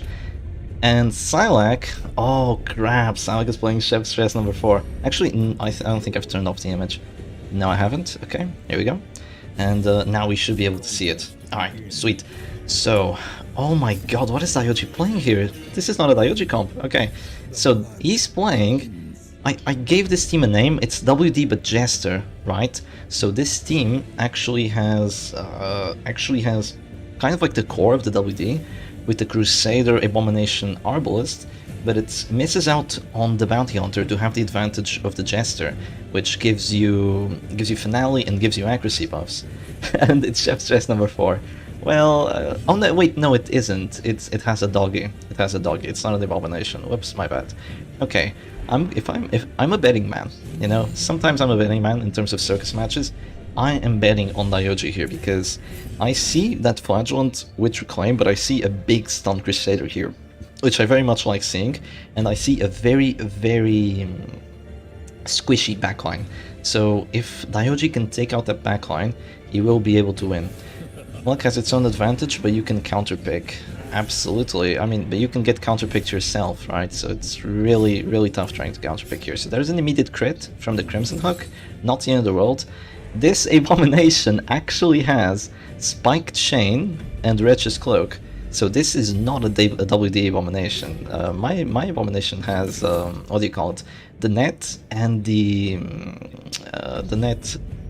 the Brass Knuckles, right? So you have plus 20 stun chance and plus 20 move chance. I think the Abomination is just going for the accuracy, and it's also having like that secondary win condition of stress and also Beast File. So this Arbalist has the Snuff, which means that she's probably not going to get pulled, but she also doesn't do quite enough damage with it. Wow, that's really unlucky. 20-18 and rolls for a min roll. So the doggy is actually still alive here, and that's already a lot of stress being dealt against Daioji, so that's not too great. It's going to be Reclaim right now, but the Reclaim can be countered between a Harvest and... actually... it can't be countered too well, but it can be countered. And it does actually get a bleed on the Man-at-Arms too, which is really good. That is definitely very, very good. And since Daioji went first, I mean, he's gonna get to go first next round and probably get a death blow somehow. So there might be another stun here. He's thinking of Beast Smile. It could have dealt 0 damage, I think, because of the battle debuffs, but thankfully for him it did just enough. So the doggy is now at 0 HP. There might be a guard, or, I mean, guard would be a bad idea, but there might be a heal with this occultist, and that heal could be very, very bad here. Is there going to be a guard? No, it's just going to be an immediate bellow to kind of prevent that Crusader from doing way too much damage, and this Stunning Blow or Zealous are just going to be tickling right now. So there's going to be another Stunning Blow to prevent the Flagellant from going for those big heals, and I think Daioji's strategy right now is to get Dirk Stab Deathbell on the doggy and just finale the Flagellant. I think you have to go for a heal here. Like, there's no other play you go for. And it's a Stygian Embrace heal too? You don't even think about it, you just do it. Otro directo de mi panita Shepard. Nice to see you again, Andy James. I remember our match from yesterday, that was a good match. There's gonna be a Beast Smile here, this time it does 1 damage. Not looking good for Silac. I'm gonna have to kind of disagree, because there's a lot of stress being output, especially with this Abyssal Artillery right now. And the character is still not quite dead because of Stygian Embrace, right? Stygian Embrace here is an amazing ability to deal with these damage teams. It's going to be a Stunning Blow, 50-50. That Stunning Blow was very risky, but it does thankfully succeed. And the problem with that Stygian Embrace actually is that there might just be a flare, and it clears the battle debuffs, and it clears the stealth, and there's also always the possibility of there being a Dirk Stab, so... yeah, I'm gonna have to say this is actually looking pretty bad for Silac. I'm gonna have to retract my statement. I don't think he can stall for a couple more rounds, because that flare there is definitely a lot of value, and there's probably gonna be a finale on this Flagellant. I'd say just move forward with Dirk Stab, finale the Flagellant, call it a day. I think with 3 damage buffs, you have 14 to 25 damage. Against the 10% protection of 13-22. Where is that Daioji flag? I don't know. He's not playing Flagellant today, which is very surprising, but you know, it might pay off. Might definitely pay off. 13-22. Oh, just barely. There is justice in this world. Takes out the Flagellant with the Gauntlet of Absolution in position 2. We all know I hate that, and it does heal the other characters a considerable amount. But, you know, Double Stun Crusader is busted like Double Stun Vestal. I think Double Stun Crusader is more busted than Double Stun Vestal, because Crusader is also a frontliner and all that. But yeah, like, Crusader has a lot of things going for him. Vestal pretty much only has the double stun. So there's gonna be 2 afflictions right now. Keep in mind the Crusader can still go virtuous. Yeah, keep in mind the Crusader can still go freaking virtuous, which is just brutal. And there's gonna be another Beast File. Or no, there's gonna be a stun here actually. The stunning is definitely a good play. Because you already up an action, right? And if you keep doing these stuns, you're gonna be up even more actions and also doing some decent damage. So now this Abyssal Artillery is pretty much gonna kill Daioji's backline. Like, his backline is dead in a couple rounds essentially, if the offense stays up. But the offense might not stay up because there's gonna be another stunning blow, gets another 50-50, and this isn't looking good for Silac. Like, not at all. Right now there's gonna be a sniper shot. As long as these two monkeys in the back don't act out, there's going to be sniper shot into Dirksap Deathflow, 60% chance of getting it, and after that happens, the Man at Arms is taking a lot of the OT, despite Rancid Carollo, and the... oh, actually no, the Jester had already used this action, my bad, so he's not quite there yet. 120% stun resistance base Man at Arms exists. Yeah, the problem with that is if you run against stress teams and then your Man at Arms is kind of, you know, he's kind of a burden, really. Oh, gets 9 on the 9-15? Come on. Come on, there is the justice in that. Thing is, it's not too much of a problem, because you can always be Smile Dirksap, and you'll still potentially get a death blow here. Yeah, pretty likely get a death blow. The biggest problem right now is that this Crusader is not really going to do anything too useful. I'm going to have to say, he's probably not going to do anything too useful. Because he's gonna go into a stun against a stunned character, or, you know, he's just gonna drop his L's and do like 3 damage maybe. Actually, no, that Man at Arms only has 10% protection, so he might actually do some serious damage. Okay, there's gonna be that debuff. So that debuff was so the Abomination would do only 1 point of damage, but honestly, against 0 prot and having the spiked chain, it's probably still gonna do enough damage. So I don't think that was a good play. I think another Noodles would have made sure that that Daioji's backline would have died, you know, and that would have been a lot better than you know, just a damage debuff for 30 stress. At least that's what I'm thinking right now, because right now the Jester would be dead, and the Arbos would be very close to dying. As long as it did 7 damage. If it did 7 damage, the Jester would be dead right now. That's a guarantee. So it's gonna be Dirksap. Doesn't get the 60 death blow, which is really annoying, but... oh, actually, that's really annoying. Don't guard. Don't guard. You harry. Oh, maybe he guards, I don't know. Now he has Attack Whistle, Crimson Hook. It's his choice. Does he wanna guard, does he wanna harry? I mean, harry here is very valuable. I mean, Psylac does have one thing going for him. It's the fact that there aren't a lot of death blow chances apart from the Dresser. Like, there's no extra death blow chance. And the Occultist is still full HP, so he's gonna go Hanseri, gets a hit on everyone, I believe, yeah. But gets repulsed for enough HP to drop down to 0. So, yeah. Houndmaster goes Hopeless. Hopeless is not a good affliction to get, but he's probably gonna die anyway. Let's see, is there a Beast Spell double death blow? No, but there's a death blow on the character that mattered the most right there, the one I still had an action. I'm comfy and tired. I'm comfy and tired. I think I'm gonna go for now. Thank you for the stream. Of course, Agent Sapphire, have a nice rest. So there was a Noodles right there, which, you know, gets the Jester out of the match. And there's gonna be a heal on the Arbos, so she isn't out of the match too. So let's see, maybe she has an Act Out. The Act Out could be terrible here. I'm not sure what affliction she got. She has plus dodge. She got plus 10 dodge, so she either has Paranoid or Fearful, and yeah, there's a pass. It looks like there wasn't gonna be a pass. Well, didn't it? It looks like there wasn't gonna be a pass, but no, there was. There was definitely a pass right there. And now you can go Weakening Curse, or you can go with an action with the Hanseri. Decisions, right? Decisions with this doggy. I'm not even the one playing, but I'm getting stressed because this doggy and this occultist really want to take on the match, but it's going to be really tough against a Crusader with accuracy buffs. Let's see. There's just going to be a Death Blow with Weakening Curse. Yeah, it's just going to be Death Blow with Weakening Curse with the extra stress, and just pray that your doggy doesn't die too quickly. So yeah, that 25% Death Blow there was definitely very annoying, but now he survives to 55. But even if he goes Hanseri, he's going to have to deal with that riposte. So that's not too great, I'm gonna have to say. And that's the only move he can do, really. Apart from, you know, just guarding, which isn't gonna do anything because there's Battle Ballad. So that's really the only thing he can do. Other than that, he could pass, just to make it so Daioji's characters have to keep hitting into him, instead of hitting into the Occultist, or thinking about hitting into the Occultist. I'm not sure. Is Psylac going to pull up? What do you mean pull up? Like, get a pull? Just one to pull right now. Oh, he's gonna move back. I'm not sure that's the play, honestly. I'm not sure, because now the occultist is gonna get stunned and all that. Now there's still Beast Smile on 2 characters, and yeah, it's not looking too great here. It is not looking too wonderful. Actually, interesting decision by Daioji there not to go for a heal rather than the Zealous Accusation, because the Phantom Corpse is probably gonna go away. Silac going to pull up on top. I'm still confused as to what you're saying. I still have no idea. I am clueless. Okay then. They're thinking a lot about their moves. Like, they're taking almost the 30 seconds before they act. That's definitely good. They want to think about what they're gonna do. I do believe there's a heal on Silac's side, so maybe you could have gone for that heal, but oh well. He goes Abusive on the Abomination. That's a good affliction to get there. Abusive doesn't really do too many bad things. 9/11 reference right there. I think he just wants to get Zealous on both characters, which I think it's a mistake.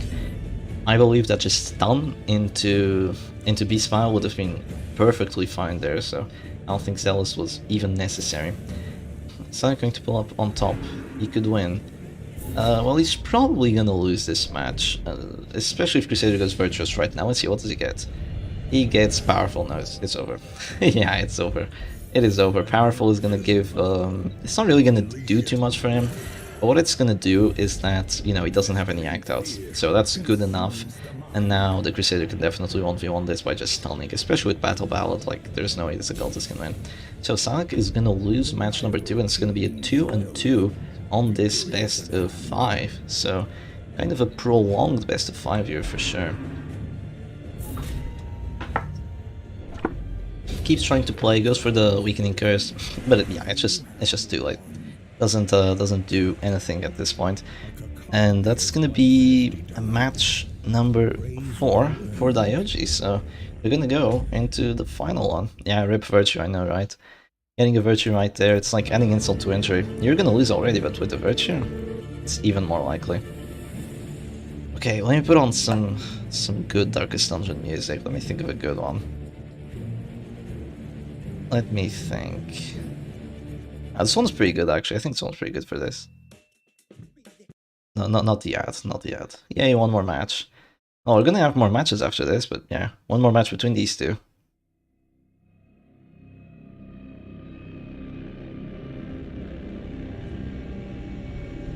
This is gonna be clutch. This is gonna be really clutch.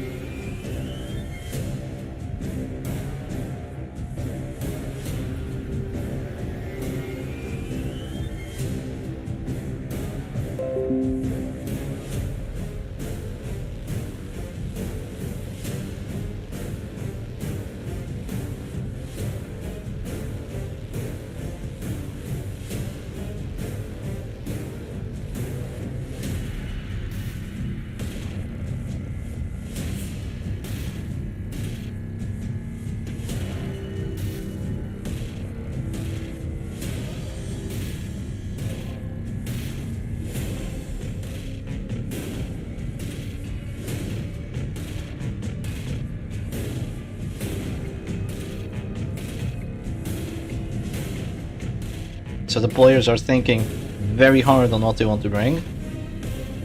And I think we're gonna go into it. Yeah, we're gonna go into the final match of this final combat between these two.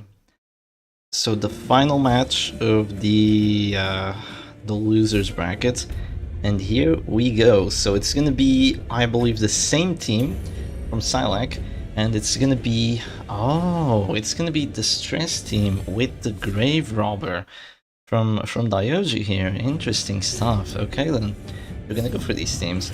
So it's gonna be an immediate transformation. Going first here is definitely a boon, because that means that you get to transform and go for a slam, and you get to go Beast Smile into the enemy abomination before they get to go Beast Smile into you.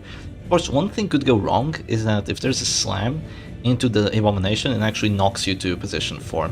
So that could always happen, and considering there's the net, that could definitely be a possibility here. So it really depends on what kind of trinkets they're bringing. So getting the push there without even having the net, definitely a very good outcome for Daioji, I'm gonna have to say. And Silac is just gonna go for the slam on the flash, and he's just gonna go for the simple move. Gets a crit out of it too, which is definitely great. Oh crap! You don't see the screen. Oh, I'm sorry. Okay, thank you for notifying me. I forgot this time. You should be able to see it now. Get this pick away! Get the pick! Yeah, Shep, the pick! Okay, it's gone now, right? It should be gone, yeah. I've removed it. Yeah. Screen overlay. Yes, I've heard it. I've heard it already. I've removed it. I believe, right? I have removed it. Yes, I removed the image. Yeah, it's working now. Okay, so let me tell you what happened. So, the abomination just slammed the flagellant. This abomination slammed the flagellant, this abomination slammed the flagellant, and then I think both players went bolster. And, you know, just nothing special, really. Nothing too special. Silly dog, you can't see the match. You can see it now. Come on, you can see it now. Yeah. Alright then. And there's going to be a panic darts into the abomination of all characters. I'm not sure if that's a misplay. And oh, okay, that's brutal. That's brutal right there. Crit round 1 with the ceiling spaghetti against the flagellant too, because against the flagellant, I've said this again, I've said this already yesterday, getting a ceiling spaghetti against flagellants is really good, because the stress from it doesn't really get impacted by Gauntlet of Absolution. You just get the horror, and the horror doesn't care about your Gauntlet of Absolution, so that's really great. Now, Daioji does have the advantage here of potentially going for Bile first to do stress and blight on the Silac characters, but he just decides to stun the abomination, which is an interesting play. It's definitely gonna delay the horror by quite a while, but is it the best play? Well, it's typically not what I'd go for. I like just to make the enemy abomination have to either go Beast Smile into my Beast Smile or have to stun into my Riposte, and, you know, just have to get stunned too, and just like eat 2 biles, and the other character also eats a bile, and the stun isn't even a confirmed chance. So I just think that's usually what I go for, but delaying the abomination this much and delaying his horror output this much is also not a bad play. So there's gonna be a Bellow now. There's no command buffs yet. There's no command buffs yet on Daioji's side here. We see that Man at Arms with only 112 accuracy, so round 1 bolster, round 2 Bellow. Not going for the command buffs means that Silac should be really comfortable here to get some dodges potentially. Especially if there isn't a Rain of Sorrows. Is there Rain of Sorrows? Oh, there isn't. There is no Rain of Sorrows as on this flagellant. I think that's gonna break it for Daioji here, because sure, the abomination might be dying, but once again, the abomination isn't the biggest character here. The biggest characters are the ones in the backline, like the queen of the team. The Grave Robber is much more important than the abomination. After the abomination gets both transformations off, he's still important, right, in some matchups, but I'd much rather have my backline character still alive, still perfectly well, especially if it's an occultist, than I'd wish to have the abomination alive, especially because he can still heal himself even if he's taking a lot of punishment. Actually, Daioji's Silac is playing pretty much what I do here. It's flagellant with Punish Rain of Sorrows and the crown, and like the Crimson Hook. I mean, the abomination has the net and the Wretch's Cloak. I haven't checked out what the Man at Arms has, but he's gonna go for a guard right now. Pretty unnecessary. You don't have to preemptively guard there. But, you know, he just decides to go for it, I suppose. It's going to be a preemptive Redeem here. Redeem is not going to save you. It's going to prevent her from jumping to Death's Door just yet, but it's not going to save you. The cultist has free reign over the backline now. This is going to be rough for Daioji. Yeah, absolute free reign over the backline. The occultist is just going to have a field day here. He's just going to keep spamming that Vessel Artillery. I do believe he has a command buff still. And with that, it's going to be brutal. It's going to be absolutely brutal. So this Grave Robber does not have Toxin Trickery. She has Flashing Daggers instead, which is an interesting move. Some people take Lunge rather than Toxin Trickery. She has Flashing Daggers. Oh, I suppose to actually just get those Death Blows there. That means that he might get a Death Blow with the Bile, actually. Or he might just get a Death Blow with like Transform Slam or something like that. That's a possibility. Oh, come on. Those command buffs are really putting a dent into Silac's, into Daioji's team here. So he's going to transform, he's going to go for a Slam, I believe. Doesn't get the 25, does he get the pull? It's a 50-50. Oh, gets a push though. Yeah, the push there is definitely very, very, very good. I wonder if Silac is just going to transform, move forward, or just heal himself. I think he might just transform, move forward here, and then if you survive, just heal yourself, you know? As long as you get the horror through, at least you won't pass next round and not get the horror through. Like, that would just be disastrous. But yeah, he's probably gonna die now, and even if he doesn't, even if he dies, I think he's done his worth. And at least the Grave Robber's pretty much dead, and the Man-at-Arms is taking a lot of punishment, and the rest of his team is like perfectly fine here. Because if you want to focus on the character, like bring a Mark team, don't bring a Stress team, right? But yeah, this Abyssal Artillery. Oh, another crit on that. Oh, and the Stress. Oh, she's dead already, isn't she? She's dead already. To the horror, I think. I think she's totally dead now. Yeah, that might be too much. Because there can't be like another Acclaim or Redeem to prevent that that bleed from the Reign of Sorrows. I think she's dead from the Stress already, even with a Bolster. Like, just the Death's Door, a debuff to take more stress, might be too much here. There's gonna be Reign of Sorrows on top. But gets the dodge, but I still think it's too much. Yeah, 48 stress, it's too much, it's gotta be. Yeah, she's gone. Look at that, she went from like 140 to... I mean, she went from like 120 stress to 200 in just one move, pretty much. That's brutal. It's absolutely brutal. It's gonna be a Bella right now. And, you know, it is a 3v3, but the Men-at-Arms are at a very big difference right now. The Flagellants are also at a very big difference in terms of stress. And the Occultist is just fine, and he's completely out of harm's way right now. Completely out of harm's way. You can see that he only has like 30 stress on him, and he doesn't have a single point of damage on him. The Abomination Corpse is going to stay there for at least another 2 rounds, so he's not going to get stunned, and there isn't Reign of Sorrows to just attack him. So this is just perfect for Silac, I'm going to have to say. Absolutely perfect. So he's going to drop a Bellow, and that's definitely going to get an Affliction there. Almost gonna get 2, but not quite.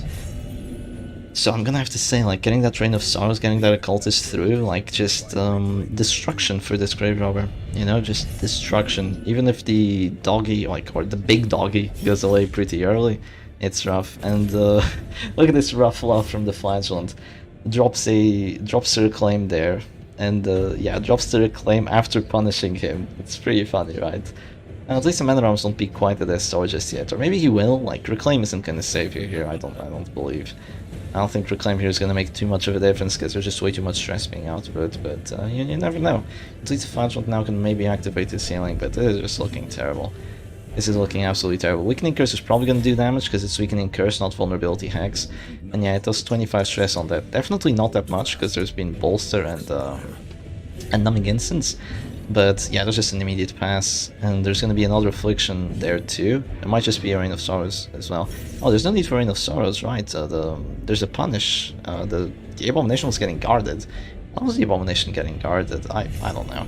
I don't know why you'd guard the Abomination here. As long as he does his worth, and you can see that right now. Yeah, you can see right now he's not being too useful, you know? Yeah, and that's gonna be a GG. I don't think he had too much of a chance anymore. You know, honorable surrender there. Like, he saw that the game condition was gone. I mean, the previous match, he definitely still had a chance, albeit very, very slim. In this one, like, you were behind like 300 stress, behind health bars, behind a lot of stuff. So that's gonna be a GG right there. So, if we go into the brackets, Psylac is gonna be moving forward with a 3-2. And Silac is going to play against Koshiro, and whoever wins from this, whoever wins this best of 5, is going to have to win 2 best of 5s against me. And why is that? It's because I haven't lost a single best of so far. So I just make it here, and even if I lose now, then I'll technically go into the loser's bracket, and then I have another shot. So things are looking great for me. I just have to not lose 2 best of 5s in a row. And Koshiro against Silac is going to be a really fun match because Koshiro has beaten Silac before. You can see here 2-0. But it was very close. It was very, very close, and Koshiro got pretty lucky on one of them, in terms of counter picks, if I remember correctly.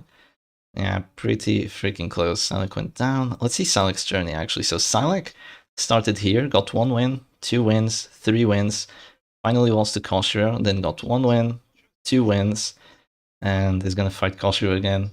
Koshiro redemption time. I believe so. I believe so. So let's get the music going once more. Actually, let's get something a little bit calmer now. Should we get the lobby? I mean, we all know what the lobby sounds like, right? Maybe something else. So let's get the image through, and let's wait for these two players to set up.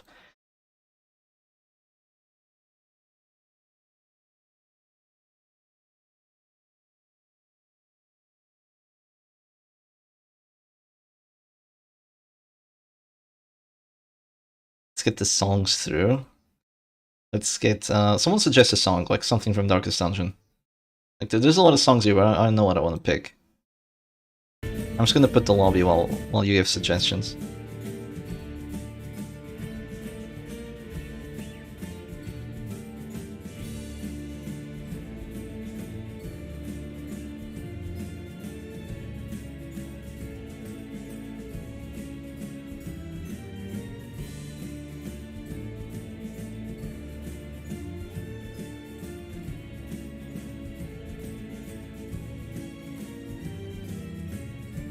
Butcher's Boulevard music. Oh yeah, that's a good idea.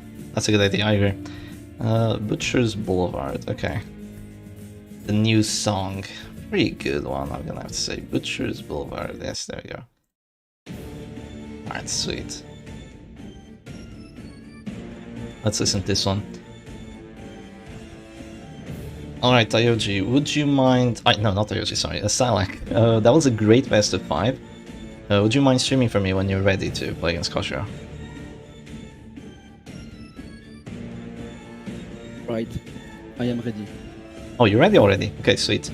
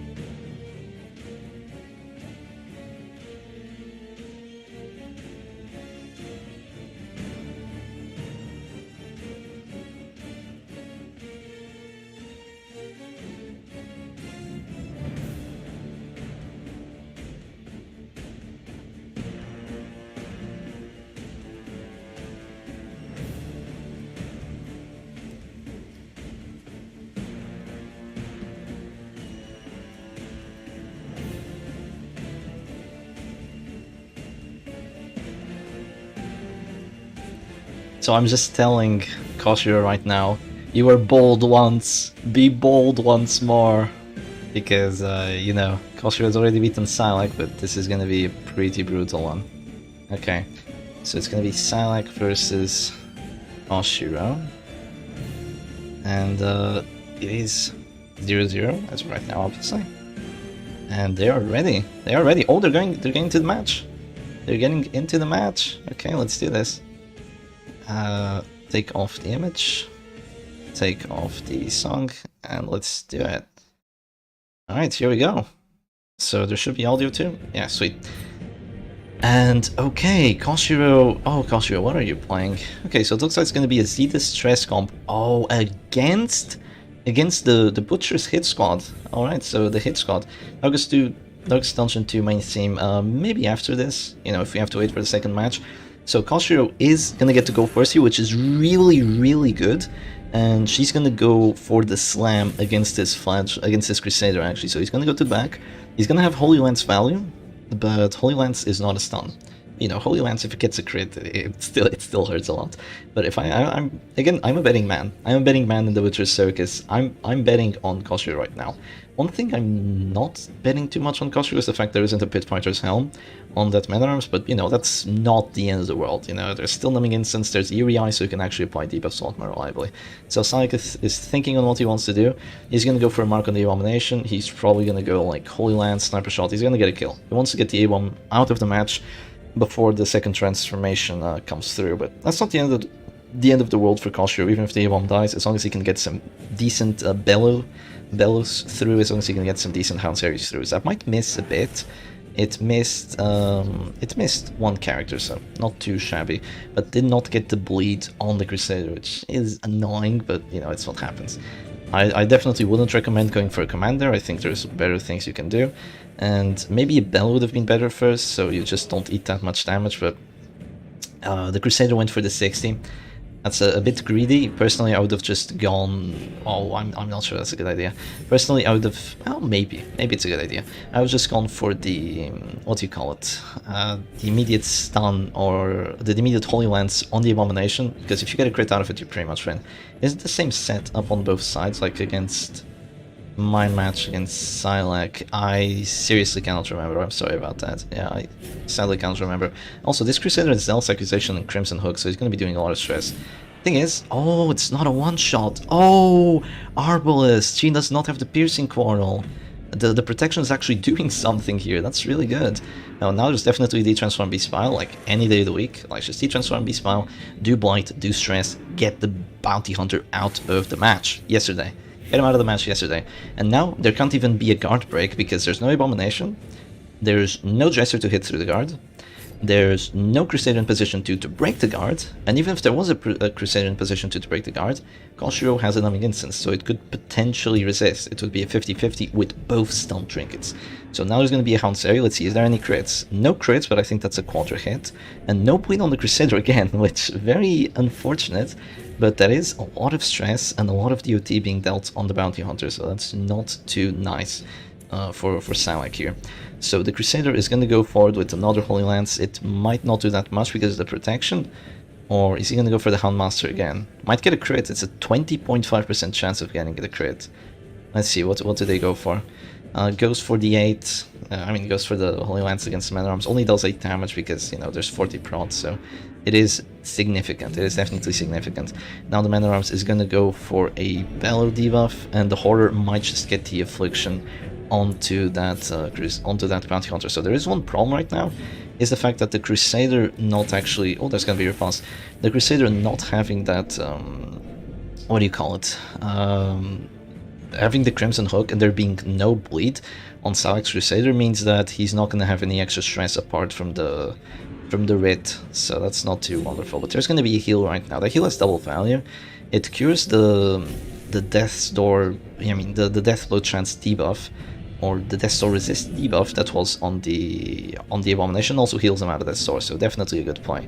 Act out for a little bit of stress, you know, not great, not terrible. It is taken. And now there's just going to be a finish him on the Man-at-Arms. So trying to chip away that Man-at-Arms, it's definitely working. He's dropping to Death's Door soon, which isn't great, so Koshiro is probably going to try to wait out that action. So that's going to be almost another 2 Afflictions, and Koshiro is going to get, Silac is going to get a kill soon, but how much does he have to show for it? He doesn't have too much. Excuse me. It's going to be a stunning blow on this Crusader now. I'm surprised Crusader hasn't gone Bulwark of Light, but, you know, against the Flagellant, you should really just start spamming Zealous and you know, just spam Zealous, rather than going for the Bulwark of Lights. Especially if there's Piercing Quarrel, but without Piercing Quarrel, then, you know, maybe it was an idea, but now it's a little bit too late. If you wanted to go for it, it was round 1. So let's see, Silac is thinking what he wants to do. He definitely has to, you know, get some character out of the match. Having no extra accuracy on this Flagellant is pretty rough, but he can hit the Crusader for sure. He has a 50-50 of getting the bleed and does get it. That's pretty annoying. Now there's a timer on this Crusader. There's another bleed like that and he's dropping to Death's Door. So when you do actually have the spiked bat, you actually have a 50-50 of bleeding Crusader every single time. So that's pretty darn good. So it's going to be a Bellow right now. If there's a Virtue right now, this would be an absolute shame, because Koshiro has been winning this match pretty well. Okay, there's Paranoid. That's really, really good for Koshiro here, because that's going to be plus 10 dodge. Yeah, that's true. But it is also going to be a chance of hitting the other characters and stunning them, which is just awesome. This finish him, does it do 0 damage? No, sadly it does not do 0 damage. And there's going to be the Man-at-Arms action essentially gone. But there's going to be another transformation, probably another slam onto the Crusader. At least that's what I would do, because his only lance right now is tickling, absolutely tickling. But no, there's going to be a slam on the Flagellant instead. It's going to heal the stress, and it doesn't even get the slam. The Crusader, come on, the Crusader was a better choice. Because if you stun the Crusader, I mean, if you slam the Crusader to the back, his only once right now is doing like 6 damage. And he's not stunning you. You need those actions with the Crusader to get those zealous accusations off and to get the damage off. I think a big oversight was done here, not going for the slam on the Crusader, but oh well. It was Koshiro's play, and she's definitely still in the lead. But the lead is not winning. Like, you never know against a Flashlight. Like, it could take a very long time to actually take him out. So the Crusader does actually get a dodge because of that Paranoid, so it's already coming in clutch. Paranoid for the win, right? It has minus 40 damage and another minus 25 from actually being Paranoid. And let's see, there's an immediate act out, just some stress, nothing in the world. And 4 to 6 does only 5, so that's pretty good. I mean, Sea Abomination isn't quite at that star yet. And now I think just a pass there. I think Koshiro wants to go for a heal with Rally to the Flame, to go for that immediate pass. Does anyone else cheer for an apprentice to beat you when you're facing them on ladder? I like to give them a kill or two if possible. Yeah, I mean, you want them to get better and improve, right? Because they're still an apprentice, they still have all the trinkets, so giving them kills is, you know, it lets them get to that prestige up faster. Is there going to be a redeem? Yes, there is going to be a redeem right now. And that's a crit heal too, that's pretty annoying. Flashlight is a pain to deal with. Let me tell you, the doggy is going to have a really hard time dealing with the Flashlight. The Abomination can't deal with the Flashlight, and the Zealous Accusation is the only thing that can. So that's going to be a lot of stress being dealt. Yes, that's a lot of stress, and that's an affliction too, because the Actals, that's really good. And that's going to be Rapturous, of course. So let's see, there's a lot of stress on Silac's side, like a whole lot of it, and the doggy is still alive and ready to do some nasty things, but there is a Bounty Hunter turn and an Arbalest turn, so bad things could happen here. There's going to be, really, you go for that rather than a pull. I think a pull would have been a lot better, because it puts him in, what do you call it, it puts him in punish range, it puts the Crusader out of zealous range, like, it just does a lot of good things. Right now he's probably gonna just slam the Flashlight again. Nah, I don't agree with this. I really don't agree with this, but it does get the push, so that's -1 action. Yeah, just weird plays in my opinion, but oh well, it's what Koshiro is doing, so she knows better. She knows better when she's playing her own team, right? Yeah, she's playing her team her own way, and she knows what he's doing. At least I believe so. So now this Crusader's probably going to go for a stun on the enemy Crusader, like it's what you have to do. Moves back, which is actually good here for Koshiro, because after that, if the Flagell wants to move forward, he'll go to position 3, so at the very least the Crusader is going to go to 3 one way or the other. And like topping off HP of characters like it's the main games. I don't really know what you mean right now. Okay, there's gonna be a sniper shot there, gets a crit for 18. Oh, this Crusader might die here. Unless there's a guard. Would I guard? Yeah, I think so. Just keep the Crusader alive and do another Zealous or something. I think that's a good idea, actually. Because this Bounty Hunter needs to die, right? He really needs to die. As long if the Bounty Hunter goes away, there's no more, what do you call it? There's no more of this nasty... no more of this nasty finish him business with the finisher. So when that goes away, there won't be any more confirmed death blows, and Koshiro is gonna feel a lot more comfortable having her characters down at this time. So let's see. So gonna be a redeem right now. There's minus healing skills, but redeem's probably still gonna heal for quite a bit. Let's see. What is the play here? There's gonna be a heal right now. Heals for 15, that's definitely a good amount. Is there going to be an immediate Zealous, or is there going to be a heal with the Crusader? Is there going to be, actually no, like an immediate Hanseri, right? Or an immediate Liquoons, you know, just stalling. Stalling here is good, sort of good, because you're hoping for the act-outs, right? There's 4 afflictions on the enemy side, you're hoping that one of them has a silly act-out. But there's no act-outs right now. Yeah, there's no freaking act-outs. 90 accuracy hits both of them, even against the doggy with like 50 dodge. That's brutal. It's brutal that it actually hits. Paranoid not getting any act-outs so far, just like a touch of stress a while ago. There's probably going to be a detransform heal, I believe. Yeah, it's going to be an absolution crit. No crit, sadly. But this Crusader might have to lose his guard now, as long as there isn't an act-out. Oh, there's an act-out. Hits the Crusader for a little bit, and gonna go for, wow, went for the come hitter, didn't get the death blow. This is a rally to the flame turn. Yeah, this is a rally to the flame turn, like 100%. Do not Holy Lance here. This is a rally to the flame turn. Yeah, there you go. Okay, you rally to the flame here. Even if there's a sniper shot, you regen out of this door, and then you just go Houndsary, and then you're winning. Yeah, this is clear. This is clear as to what the best play is right now. So yeah, not dying there, you know, that 80% chance, not getting it, amazing, absolutely amazing. He went for the 80 because there was mark for death debuff, right? Rather than going for the finish him, and also because it was more likely to hit. It was way more likely to hit, actually. It was a 63 to actually even hit with the finish him. But yeah, I see why he went for that, but it didn't pay off all that much, I'm gonna have to say. It was because the mark for death debuff was applied, but the mark for death debuff probably, like, could have not even been applied if there was, what do you call it? If there was actually debuff resist coming in clutch. Why not finish him on the doggy? Oh, I just explained. It was a 63% chance, and he wanted to be a little bit greedy. So there's going to be a doggy click there, there's going to be a Houndsary, that's the first heart attacks. And, oh, things are... oh, the situation. It's unfolding. There's an act out. Okay, some stress. That's definitely some stress. It's going to be a heal. Paranoid doesn't say no. Yeah, because of the dodge chance and because, you know, going for the 80 and disrupting the Crusader was not a bad play, but it's going to be a Holy Lance right now. It's over. It's over, yeah, that's a dead bounty hunter. I mean, it's over for the bounty hunter, so I'm saying extra stress? No extra stress on anyone, that's brutal. No extra stress on anyone means that Koshiro isn't that much out of the woods yet. Okay, Paranoid? No, Paranoid, no act out. Gets another crit on that too, so that's a little bit of stress healed. That could... oh, that is very clutch, actually. That means that even if a Manacles does enough damage now, which it doesn't, it wouldn't even get the death blow immediately. Because the horror, that crit there was so clutch. It's gonna be a punish now, doesn't get the death blow, so really good for Koshiro not to get the death blow, not to get death blowed immediately. And now I'd say probably a Zealous rather than a heal, right? Probably a Zealous here. Oh, what are you doing? What are you doing? No, use your Crusader action. Okay, she gets a crit. Oh my god, why didn't you use your Crusader action? Oh my heart. Oh my freaking heart. Now your Crusader is gonna die without this action being used. I'm not sure. I'm not sure what the reasoning behind that Harry was. I think she was hoping that she would do enough damage against the... oh, he lives. He freaking lives the 40. It's crazy. He survives that somehow. My god, that's brutal. Okay, he's still alive. He's gonna go for a heal now.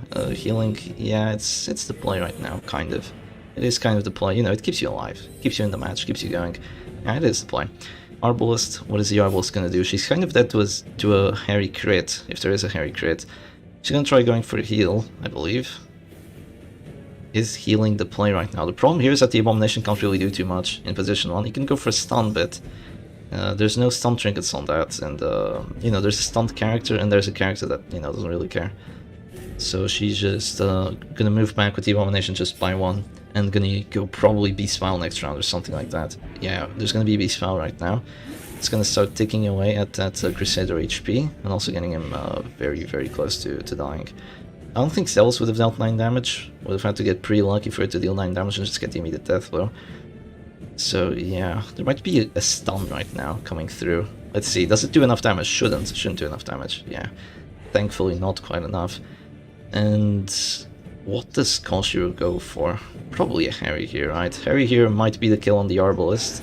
No kill, but that's gonna be stress. Oh, it's close.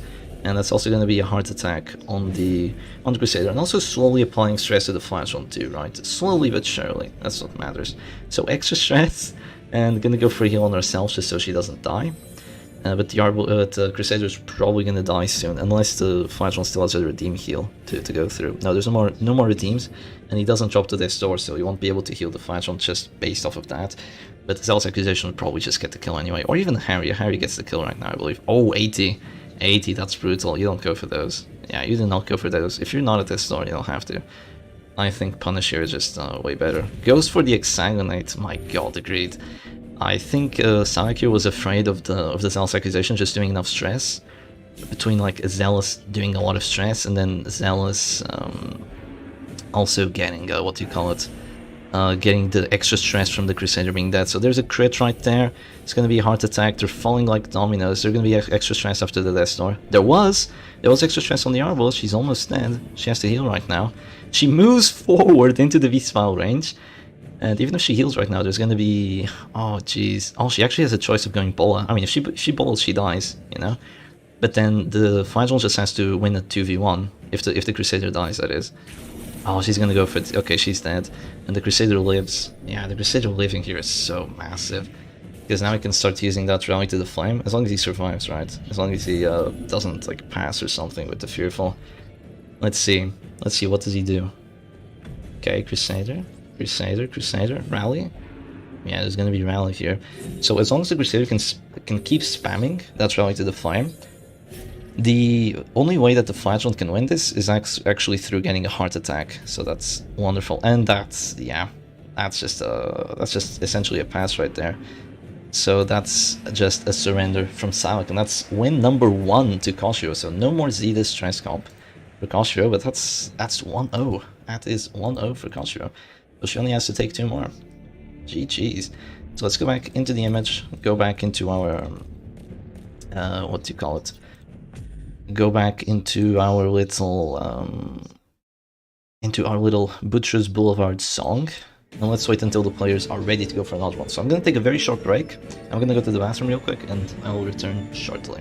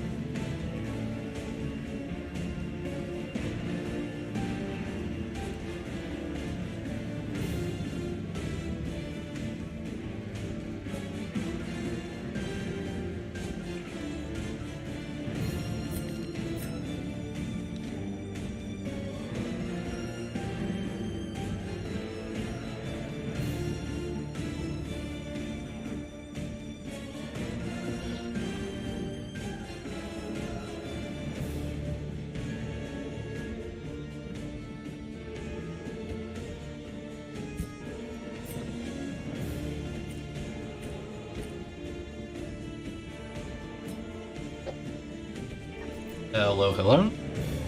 Alright, we're back. We return. And the players are, I believe, almost ready to start. I think Koshiro has her team picked out, and it's only time Psylac does his pick too. Oh, the music is clashing. Oh, dang it, I forgot to turn off. Okay, there we go. So let's turn off the image, let's not forget that this time. And let's go straight into a match number 2. Psylac versus Koshiro. Koshiro has the advantage. Let's see what happens here. Okay, Silac's just gonna play the same team. Still gonna play the hit squad. Oh, against WD. Oh, this is a good matchup. Okay, but Silac goes first. Though going first is really good here.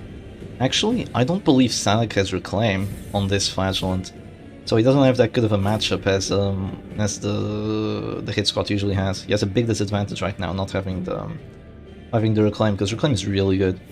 Music Clash was good actually. Well, if you say so, but I'm not going to do it anymore. There's going to be a pull here. Does it succeed? It does succeed. It's probably just going to be a pull in return, I'm going to have to say. Let's see what the Sculpture want to do. Yeah, it's just come hither into come hither. And who is going to get the pull? Well, both of them got the pull. Is there a snuff on Silac's Arbos? Or is this still like Stabilizing Tiller and Eagle Eye Talisman? There might still be Stabilizing Tiller and Eagle Eye. I'm not sure. It's going to be a Holy Lance here. Gets a crit out of it. That's really massive. That could have been a miss, you know. Could have been a miss, but it was a crit. So before we were witnessing this against the Stress team, now we're just going to witness a stun on the Arbos. Definitely a good play right there. And now this Arbalist could be in danger here. She could definitely be in danger. If this punish does enough damage to drop her down to 0, she won't be able to shoot. And if she won't be able to shoot, she won't be able to get a one-shot. She'll have to heal herself, right? So yeah, that's pretty rough. Let's see, how much damage does the Flash want to do? He might not do enough. 4 to 9. He only has to do 5, and hit, of course. Oh no, he does have Reclaim, actually. He does have Reclaim.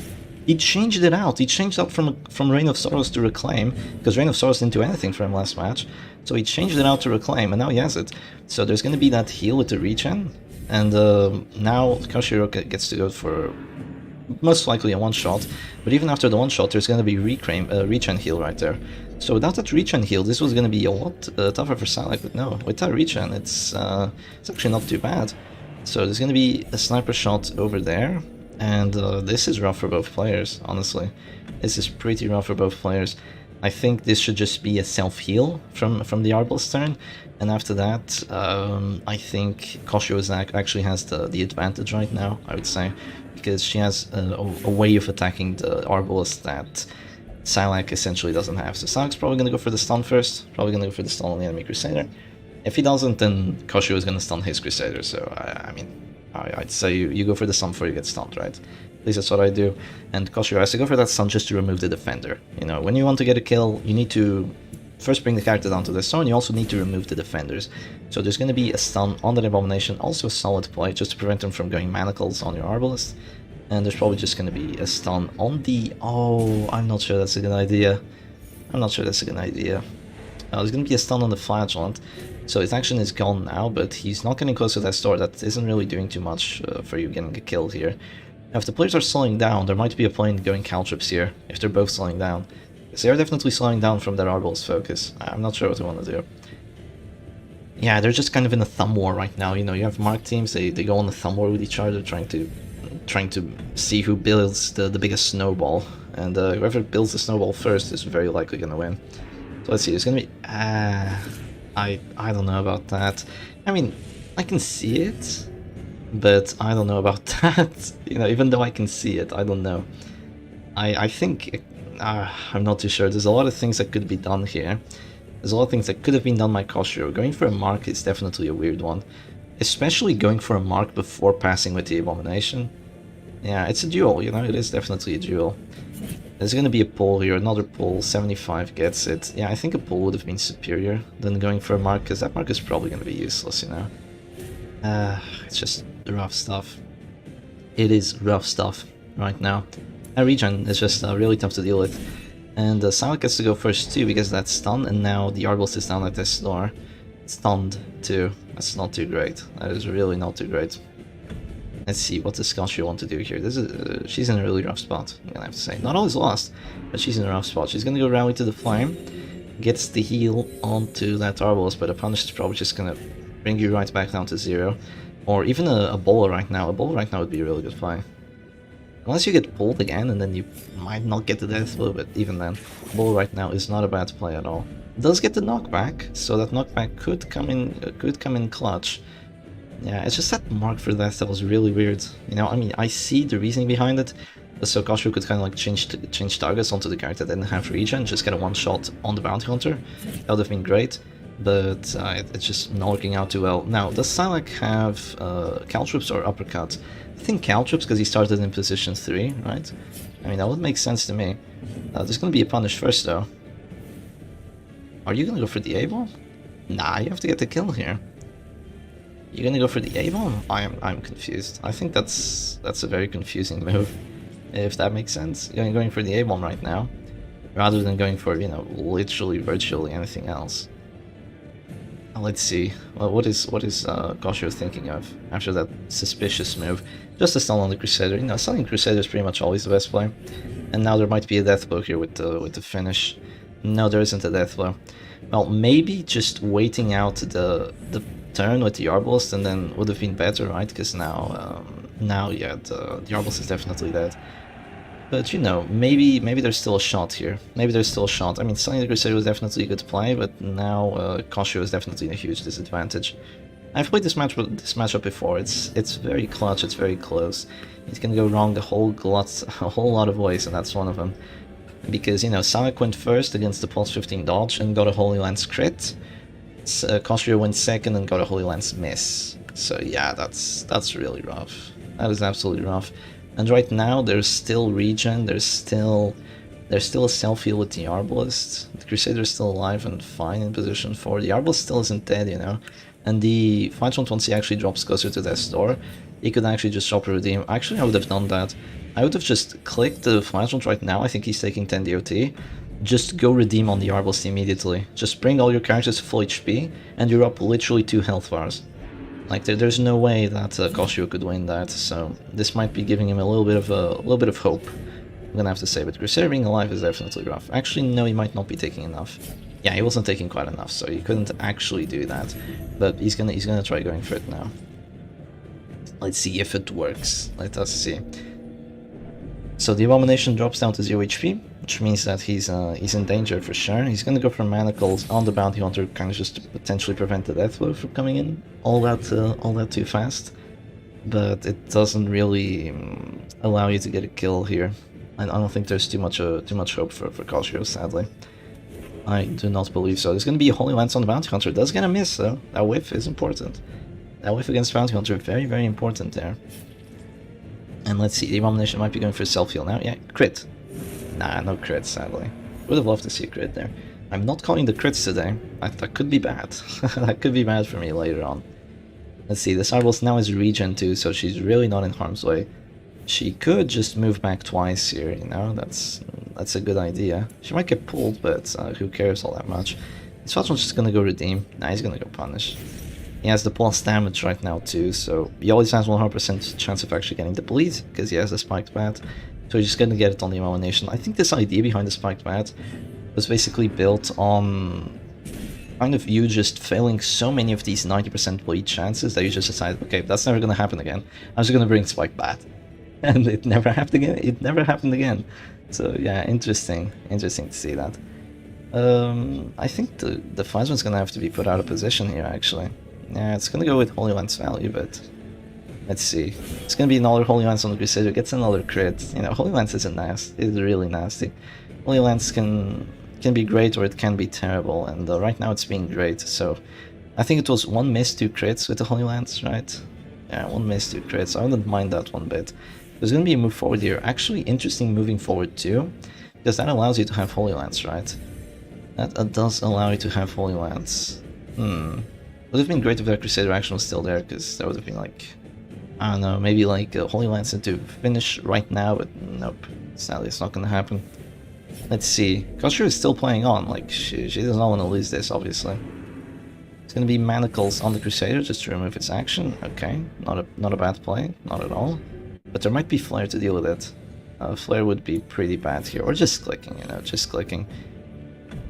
Because you always have to deal with the Crusader action. Even if you drop a character down to this store, you can always go rally to the Flame, and who cares. So there's going to be Holy Lance right now. That's definitely that store, but heals the other characters all back up to practically full HP. Now you can just click and go for Redeem, and as you can see, yeah, that's a character that's pretty much all your characters at full HP. And Koshiro is down like 2.5 health bars right now. And the kill, obviously. So it's going to be Caltrips now. A little late on the Caltrips. I think these Caltrips would have been like an option like a couple rounds ago. Right now they're a little less of an option. It's just 25% death. So yeah, that's GG. So sadly it's going to be a loss for Koshiro there. Well, you know, going second, getting hit by Holy Lance crits, there just ain't much you can do, right? Yeah, there really ain't much you can do. There's going to be Caltrips in return. I mean, I suppose. Caltrip's gonna be too bad, but just putting the Arbalist back is just fine as well, yeah. Just fine as well. Koshiro still doesn't want to surrender because, you know, she doesn't want to give away the swing to Silac, but I'm gonna have to say no, it's way too much. Having still the amount of heals that Silac has as well as a Flagellant, it's not gonna matter. So yeah, just goes for a Flare here, definitely the right play, you know, just get rid of the Ace, get rid of the stun. You have more actions and Koshiro just surrenders, so it's gonna be a 1-1 right now. Let's get the image going again. Let's remove the sound this time, let's not forget. And let's get the Butcher's Boulevard going some more.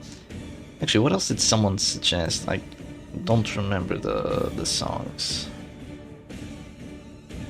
The Root Sandstorm. Okay, Darkest Dungeon 2 main theme. Alright, let's listen to that.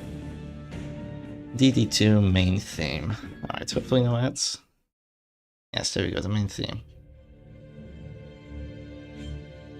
There it is. Darkest Dungeon 2 main theme. Sweet. So it is gonna be 1-1. Alright.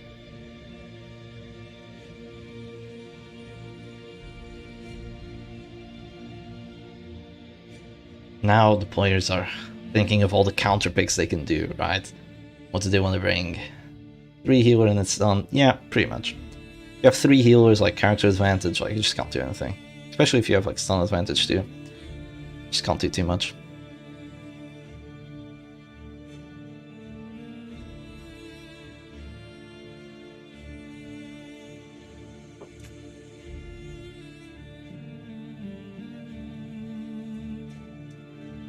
So let's have another quick look at the brackets. Actually, so right now they're doing this. Actually, why is this not being updated yet? Oh, there we go. Okay, so they're doing this best of 5, and whoever wins here is gonna have to go against me. So if you see my journey, yes, nice journey. We see Koshiro's journey. Let's see Koshiro's journey. So she started in round 2, so that was pretty lucky. Both myself and Silac started in round 1. So that was pretty nice, but Koshiro started in round 2, beat Ruby, beat Daioji, beat Psylac, lost to me, and is now fighting Psylac again. The music of those who are fallen. And yeah, I'm gonna fight whoever beats them. Psylac has gone quite the way to make it here. Yeah, quite the freaking way. Honestly, the worst thing you can do is lose right at the start. Like, for example, let's follow Moo Goblin here. So you can see, like, you lost right at the start against Ruby. After that, you have to, like, you lose 1, then you have to win, like, 2, 3, 4, 5, 6, 7, 8, 9. You have to win 9, like, best-ofs if you actually want to win the tournament. And that's brutal, right? And me going first, I only have to win, like, 1, 2, 3, 4, 5? 5? Jesus, I've won 5 already. Only have to win 6. Yeah, Koshiro only had to win 5. You know, Koshiro started in round 2. Starting in round 2 is such a big advantage. And not losing early is also a huge advantage, yeah. Because Koshiro, like, makes it all the way to the end of the loser's bracket, even though she lost against me in the winner's final. So yeah, let's see what the players are up to. They're not ready just yet, so let's put the image back on, and let's give them a little bit of time.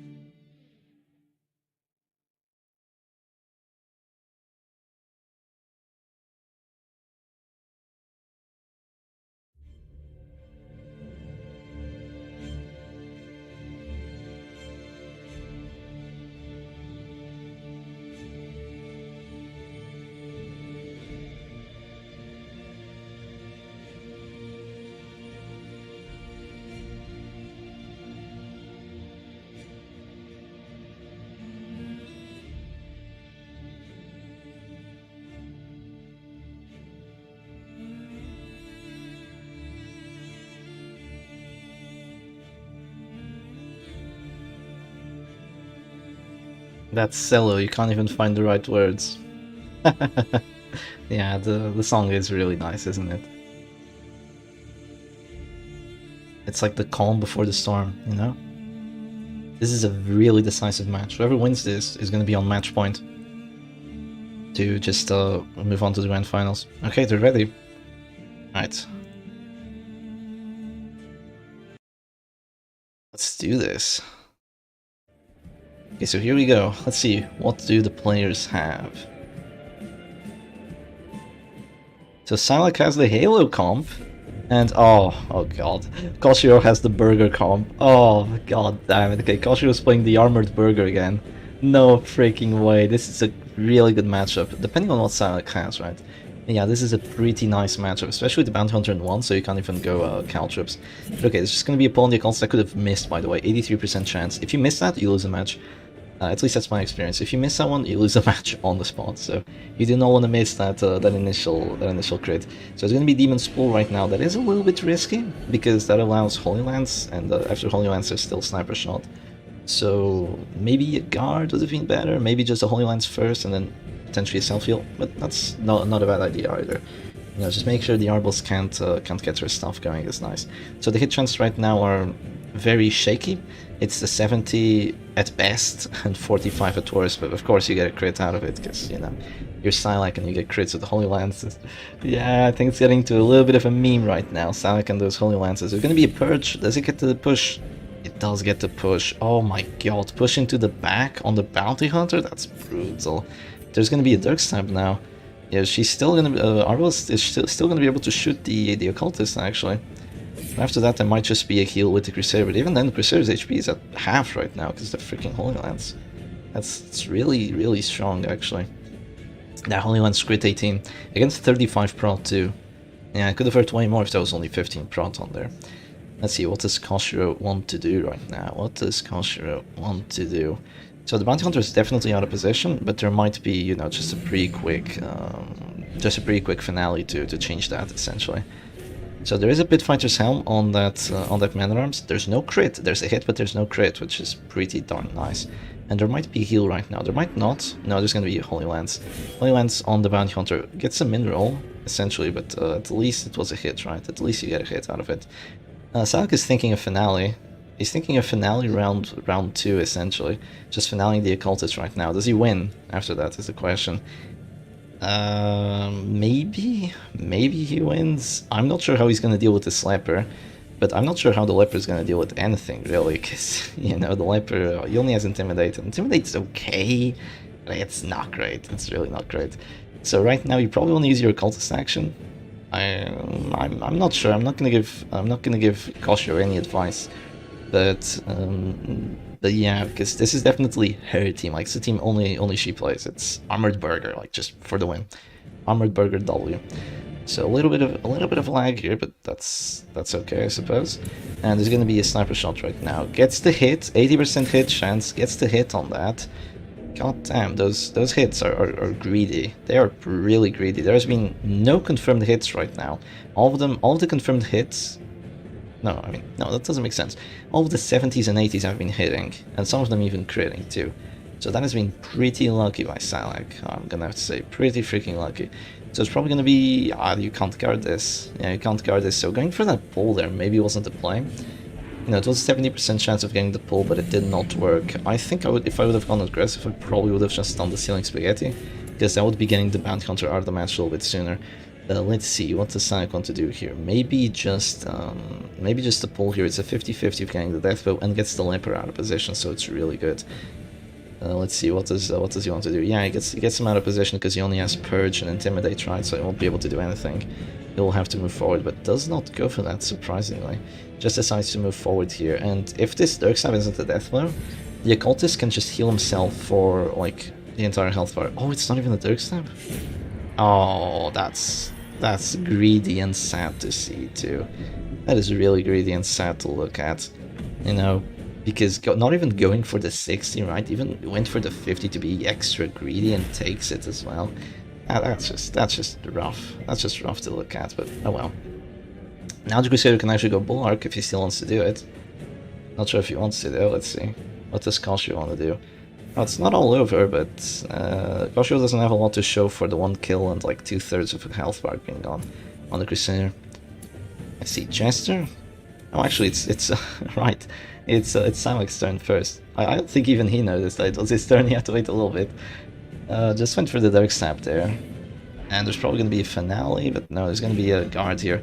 There is double protection on that Man at Arms, which is definitely very chunky, but he's gonna get stunned. It's It's going to be a 70% chance of getting that stun through. Very likely to work. Let's see what happens. And no, there's a resistance. Okay, the resistance is clutch, actually. That means that that Silac's Arbals is going to have to pretty much pick a very subpar character, a very subpar target today. And there's also going to be a Bork of Light for that extra chunky. So right now, 80% protection on that MAA. But I do believe there is, what do you call it? I do believe there is a piercing quarrel on the Arbals. So even though there's a battle debuff, she might still be able to do a lot of damage. Let's see what she does. It's going to be a mark for death here, just to get that mark for a while, as well as the debuff. And there's 48 HP. Let's see how much 48 HP actually does. Oh, there's Intimidate. Okay, Intimidate's probably going to get the debuff, right? Yeah, that's minus a lot of damage on the Intimidate. There's minus 73% damage right now, and Affliction goes Fearful. It's minus 25. Okay, the Arbals is not going to be getting kills today. So she's going to flare the debuffs away, because, you know, right now she would basically be doing like 5 damage to that Man at Arms, but even with those debuffs flared, she's still not going to be doing all that much. Yeah, she's really not going to be doing too much. So there's going to be another Bellow, and if Koshiro wins, it's going to be through this sheer brutal amount of prot, and because Silac does not have Caltrops, right? So Caltrops would be able to slowly tick away at this, but look at this. Stun for 1 damage. I mean, it does get the stun, so the Crusader is actually in harm's way, but yeah, it does get the stun, but it tickles. It totally tickles. That defensive formation there of the Man at Arms is pretty cool. Oh, come on. No way you missed the Crusader. It's a 93. That is really annoying. You know, missing a Crusader right there with 93% chance. Yeah, that sucks. That really does suck. But oh well, what can you do about it, right? It's a little bit of lag coming through. Hopefully it's gonna go away soon. Just gonna be a sniper shot, gets a crit for 10, so it's gonna be enough. Doesn't even have to drop the finale just yet. Probably wouldn't have anyway. Sniper shot could have dealt like 5 or something. It's gonna be Intimidate right now. Do you think Intimidate could make him do 0 damage? Not without the Affliction, I don't think. Yeah, it's probably still gonna do damage, right? If he was at this door and afflicted, then yeah. Isn't it 93? Yeah, it is 93. Oh, J-Man, you know that 93. So the meme about it is that I was playing in a tournament against 135 J-Man, right? We were in the first match, and we were like in the first best of, and we were in the best of 3. And we fought each other like immediately, which was really sad, because in the previous tournament we went to the grand finals, and this was really close. But in the tournament after that, we just met each other immediately, and in the final match of the best of 3, I had a Flagellant with Crown of Thorns, and with a command buff, with the last character alive, and being at Testor, so like 135 accuracy on my Exsanguinate. And I went for the Exsanguinate on the enemy Houndmaster, the only character still alive, and I missed a 93% hit chance. And I lose the match because of that. Like, it was brutal. I lost it on a 93. Like, there was no more clear 93% chance just to lose the match on the spot. So yeah, there's going to be 2-1 for Silac, and that's going to be match point. So kind of maybe a reverse sweep happening right now, kind of something like that. Because Silac is definitely having the advantage as of this point, because now Koshiro has to win 2 matches in a row, which is pretty rough. He could have won, but he could have. He definitely could have. I don't know, not going for it is a little weird, especially when there isn't even like Caltrops. I don't know, I would have gone for it. I would have kept playing, because you had like literally minimum 65% protection on that Man at Arms, I believe. Actually, how much does he have? So he has minimum 55, I think. So he has 10 base with Pitfighter's Helm. You get another 20 with Blanco. You get another 20. So you have 50. You had 55. And yeah, you had 55 with the Protector's Guide, like 55% protection minimum, as well as like 48 HP. Like, I was just gone for it at the value, but yeah, oh well. It's gonna be a surrender, you know, Koshiro is gonna rethink her teams, and yeah, we'll take it from there. So that's Halo Comp and Hit Squad gone for Psylac, right? Yeah, Halo Comp and Hit Squad, okay.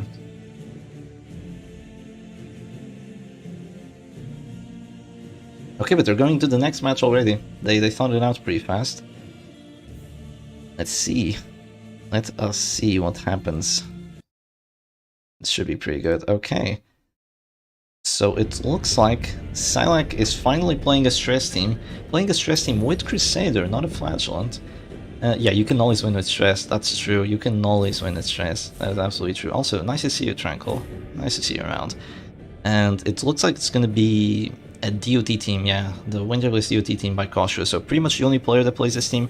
Didn't work too well against me when I brought WD. But Psylac is playing a stress team, so this could work a lot better. There's going to be a pull on the Jester, which is definitely a good play here because it's going to prevent Battle Ballad, and this team really wants Battle Ballad. So that is really annoying for Koshiro, but Koshiro does have Exposed to go for. Or you can start bullying this Occultist, like... Oh my god, I do not want to look at that. Did you really just fail 95% move chance? Please Silac wins, so my ego can stand losing to the best players. Well, you lost to me and you lost to Silac, I believe. Yeah. Okay, there's just gonna be move forward 1 here because of the Adder's Kiss, I believe. And there's still gonna be a Battle Ballad, so that's pretty good for Koshiro. But failing that bull? Like, come on, seriously? What is the Butcher Circus thinking of today? Failing that pull right there is just a joke. It's an absolute joke. Yeah, there's no justice in this world. Oh well. There's gonna be a Rejuvenation here. I'm not sure if I agree with the Rejuvenation, but it is what she went for. I mean, there's a Repulse, right? And there isn't even a Materia Pestis. So Rejuvenation is definitely a play here. There's gonna be a Battle Wild right now. No, you went Harvest. And misses the Harvest on the Avon. No, I don't think that was a play. You really need to get the plus accuracy here. There's going to be another Demon Spawn. You're not going to get Battle Ballad.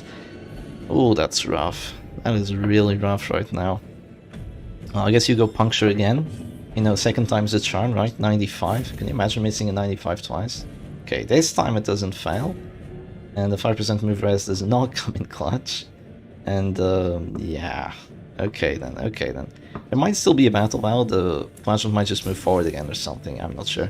It's gonna be another command buff, definitely the right play by Psylac. You have to make use of your Crusader being able to just drop the Tal's Accusation to his heart's content, and if you want to hit it, you need like as many command buffs as possible. And with that Tal's Accusation, it's gonna be pretty freaking brutal. Okay, so that Jester is gonna go for a Harvest right now, does get both hits. Gets one of the bleeds, no bleed on the Mana Arms because he has Rancid Cure All, but right now there's going to be a very powerful Zealous. Let's see. It's both characters, does a lot of damage with that, and that's almost an Afflicted Jester. He has only one Finale buff, so it's going to be pretty rough for him to get those Finales through, but maybe, wishful thinking, right? Wishful thinking. The Flagel's only going to move forward once. I think that's a misplay. I think he should have moved forward twice. And then even if there was a pull on the Jester, the Flagel would still be in position to do something. And the Jester would probably just drop a Finale like very, very soon. So I think this is a Festering Vapor turn for sure, or I guess not, I guess Regen. No, Regen is gonna save the Jester right now from the horror, from the Beast Vow, right? It is gonna save him momentarily, so there is an idea of doing that. But I'm gonna have to say this is still pretty rough. That might miss. Nah, it can't miss. Look at that, 145 accuracy because of the command buffs. Yeah, it's as if there's no dodge on Koshiro's team. That's why command is so freaking great. Yeah, you can negate all the dodge that there is, and like the natural dodginess, the dodginess from trinkets, and you can even get more crits out of it. It's just awesome. Not going for the immediate play with the Jester, interesting stuff, but does decide to drop the Adder's Kiss on the Crusader, so he starts sticking down to the Death's Door. That is not a bad idea at all. Once the Crusader does take down to 0, this will be pretty good. So the thing is, Koshiro has a really good win condition here. It's called Flagellant, right? With the Flagellant being alive, you can do just about anything. With this Flagellant being alive, all you have to do is kill the Occultist and kill the Crusader. If you kill these two, the Flagellant will win the rest of the match for you. That even rhymed, not on purpose. In Portuguese we say quem rima sem querer é amado sem saber, which means if you rhyme without knowing, you are also loved without knowing. It doesn't sound as good in English, but just take my word for it. So now the Jester is almost dead to stress, but he has just enough of regen to actually survive here. And I'm not sure what he wants to do. Please Ballad. Please Ballad, you need the accuracy. You need the accuracy to hit the Occultist. There you go. Okay, thank goodness. Okay, he goes for the Ballad, and now the Flagellant will have that accuracy permanently, so he will be able to do some very good stuff. So there's going to be another Zealous here, still lots of accuracy, able to hit that Shieldbreaker pretty hard, and the Flagellant is getting closer to Afflictions, which isn't great, but maybe he can still sustain this. I think just redeem here a little bit early, but to save the Jester, yeah, just to make sure that Finale just exists, right? That's a good play here. It needs full stress to win against Halo, or combine with TOT and stun. Will always distract your team. You don't need to full stress to deal with Halo, you just need a good damage team, you know? There's a lot of damage teams that deal with Halo pretty well. Like WD, Hit Squad, Silac Special, like, all three of those teams have a really good matchup against Halo. It's not the greatest of teams to deal against damage, for sure. It's just that the Jester isn't quite as useful as like a Vestal is at the start. Also not even near as useful as a Flagellant. That's a pass. Is that a pass? There's not enough time. Yeah, that's a pass. That's a pass. That's rough. Koshiro, do not reply with a pass. Please do not. This is a tournament. This is a very important tournament. You're losing. You cannot reply with a pass. You need to play a little bit how do you call it? A little bit dishonorable here. You cannot pass. Okay, she doesn't pass, thank goodness.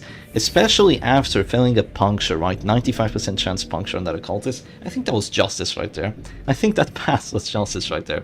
Also, noticing how low on time that occultist was, like Silac could have just gone for a click with his fingers on the 2 and then just act immediately, rather than having to click the 2 and then just go onto the character, because that definitely made it so he didn't have enough time for it. Please don't finale here. Please do not finale the occultist. You can probably get a death vote just between Dark Side and Finisher with the festering vapors, right? Actually, if you don't, you're just gonna die to Zealous. Maybe finale is the play. Maybe finale is the play. You know, if you don't, you just die to Zealous, and that sucks. That really does suck. I'm not sure what affliction he has. Yeah, tourneys aren't a place for homie passes. Yeah, they're not a place for homie passes for sure. I will homie pass in like best of 5s outside of tourneys, but not in this tourney. Not, especially not after that freaking 95% move chance fail. Like, nah, no way, Jose. After that, I'm gonna be like tryharding to the freaking limit to win the match, like even more than I usually do. You do not want to see that. So it's gonna be another transformation here, even more horror being applied. Wow, there's 2 rancid Q rolls on Silac's team, by the way. 2 rancid Q rolls. Oh, that slam is pretty annoying.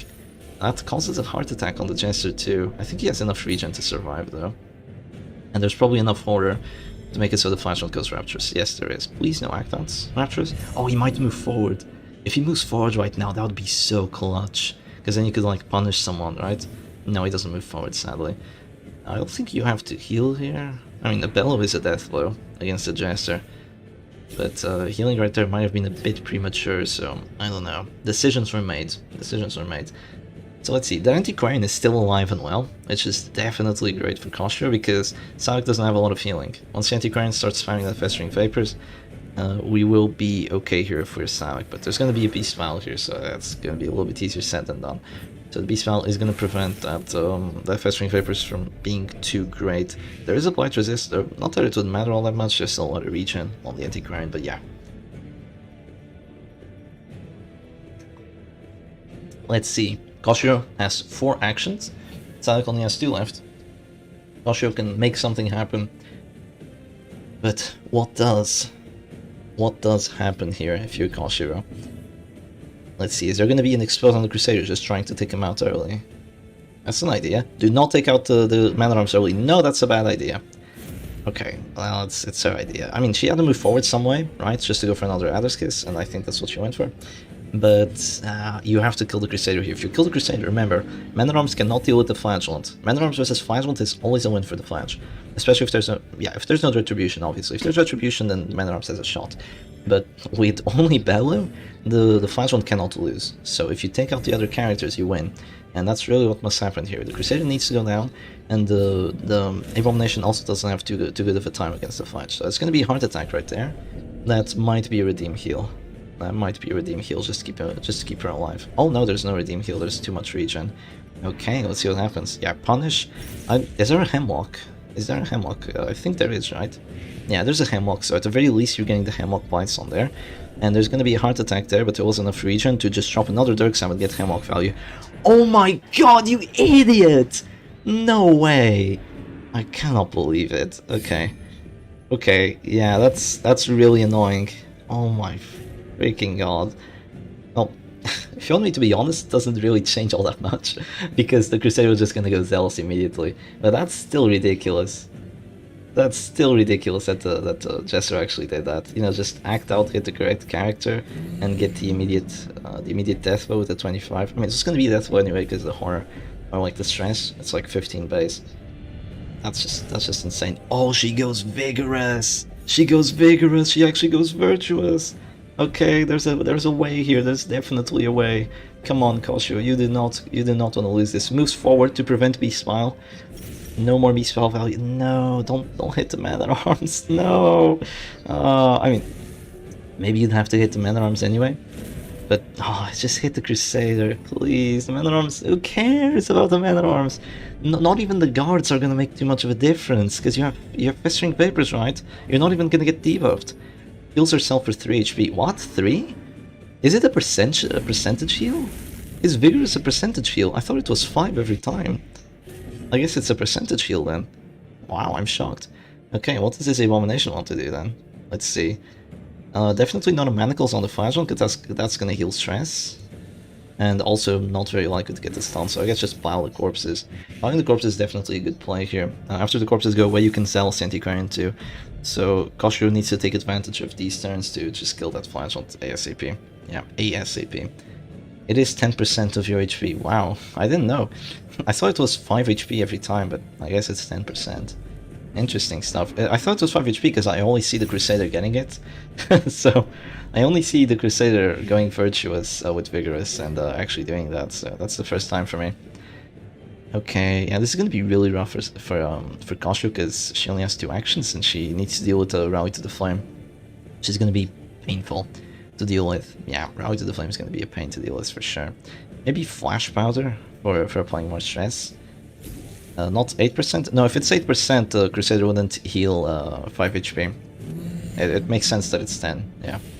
4.5 rounds up to 5, yeah, it makes more sense that it's 10. So there's a battle debuff, definitely applying some stress to that Antiquarian. And she's gonna heal herself for another 3. Actually, Vigorous doesn't really do too much here. Regeneration kind of does something, kind of not really. I don't know, it's a rough spot for Koshiro because that Crusader. Yeah. If the finale went to the Crusader, that would have been great, but you know, the Crusader was not even close to actually getting finale there. So it's just gonna be a stun actually, just 45% and then takes that stun, but does heal some stress, so not the end of the world. He goes for a heal here. Going for a Silac would have been the worst misplay of your life, because then there would just be Festering Vapor's Death Blow, and that would have been lovely to see. But no, I don't think that's gonna happen. Another crit heal with the regen, so a little bit more stress healing. That's always good. That's always welcome. And let's see. Koshiro does get to go first next round, so that is pretty good. Means that yeah, this might be rough for Silac, but there isn't a lot of counter, like a lot of stress on Silac's side. There's like barely any. There's only 20. It's gonna take ages until some afflictions get through. Okay, this is going to be the Festering Vapors now. There's a dodge on our repulse, that's wonderful. Gets the Blight only on the Crusader, but it is doing stress, you know, slowly but surely. He's going to go for a self-heal here, obviously. And no Materia Passes is actually really rough, but then again, yeah, I mean, if there was Materia Passes from the start, that would have just been like 3 Festering Vapors and all of Silac's team is down to 0 HP, essentially. So that would have been really good to see, but Koshiro just plays his team a little bit differently. It just plays with the regen. And you know, regen's definitely still really solid. So let's see, Flagellum's gonna go first, does some stress on the act out, not the end of the world. There's gonna be a punish on the Man at Arms. And it is gonna apply the bleed too, but it's not gonna make too much of a difference. There's just gonna be either a stun or another Beast Smile here. I think stun could fail. It's a 65, and it's also regen. So I'm not sure if stun would be the best play. Let's see, what does he want to do? Now he's just gonna be Smile for the stress, right? Yeah, just for the little bit extra stress, and also getting the corpse gone is pretty good too. And now it's gonna be one more rejuvenation, probably the last one you're gonna get. And after that, there's no more rejuvenation. There's only the Flagellum heals. I think Flagellum has only used 1 redeem, and he still has the other one, so that's pretty good. The Crusader can only go Zealous, so Koshiro is probably still gonna get those redeems up. And the thing is, as long as the Crusader is permanently going Rally to the Flame, he's not going Zealous Accusation, right? So if you think about it that way, this isn't too bad. The only problem is that that Flash one just keeps spamming the beast file. And that beast file is deadly. It is deadly right now. It is freaking deadly. Another crit heal with the regen. A little bit more stress healing. There's going to be another punish here. Does it apply the blights and the bleeds? It looks like it's only going to be a blight, yeah. The problem is that you need to keep hitting the Crusader if you do want to keep that blight on him. So he has to keep going rally to the flame. So he's just going to act immediately and do that. Isn't there enough DOT on the man-at-arms? How much DOT is there on the man-at-arms actually?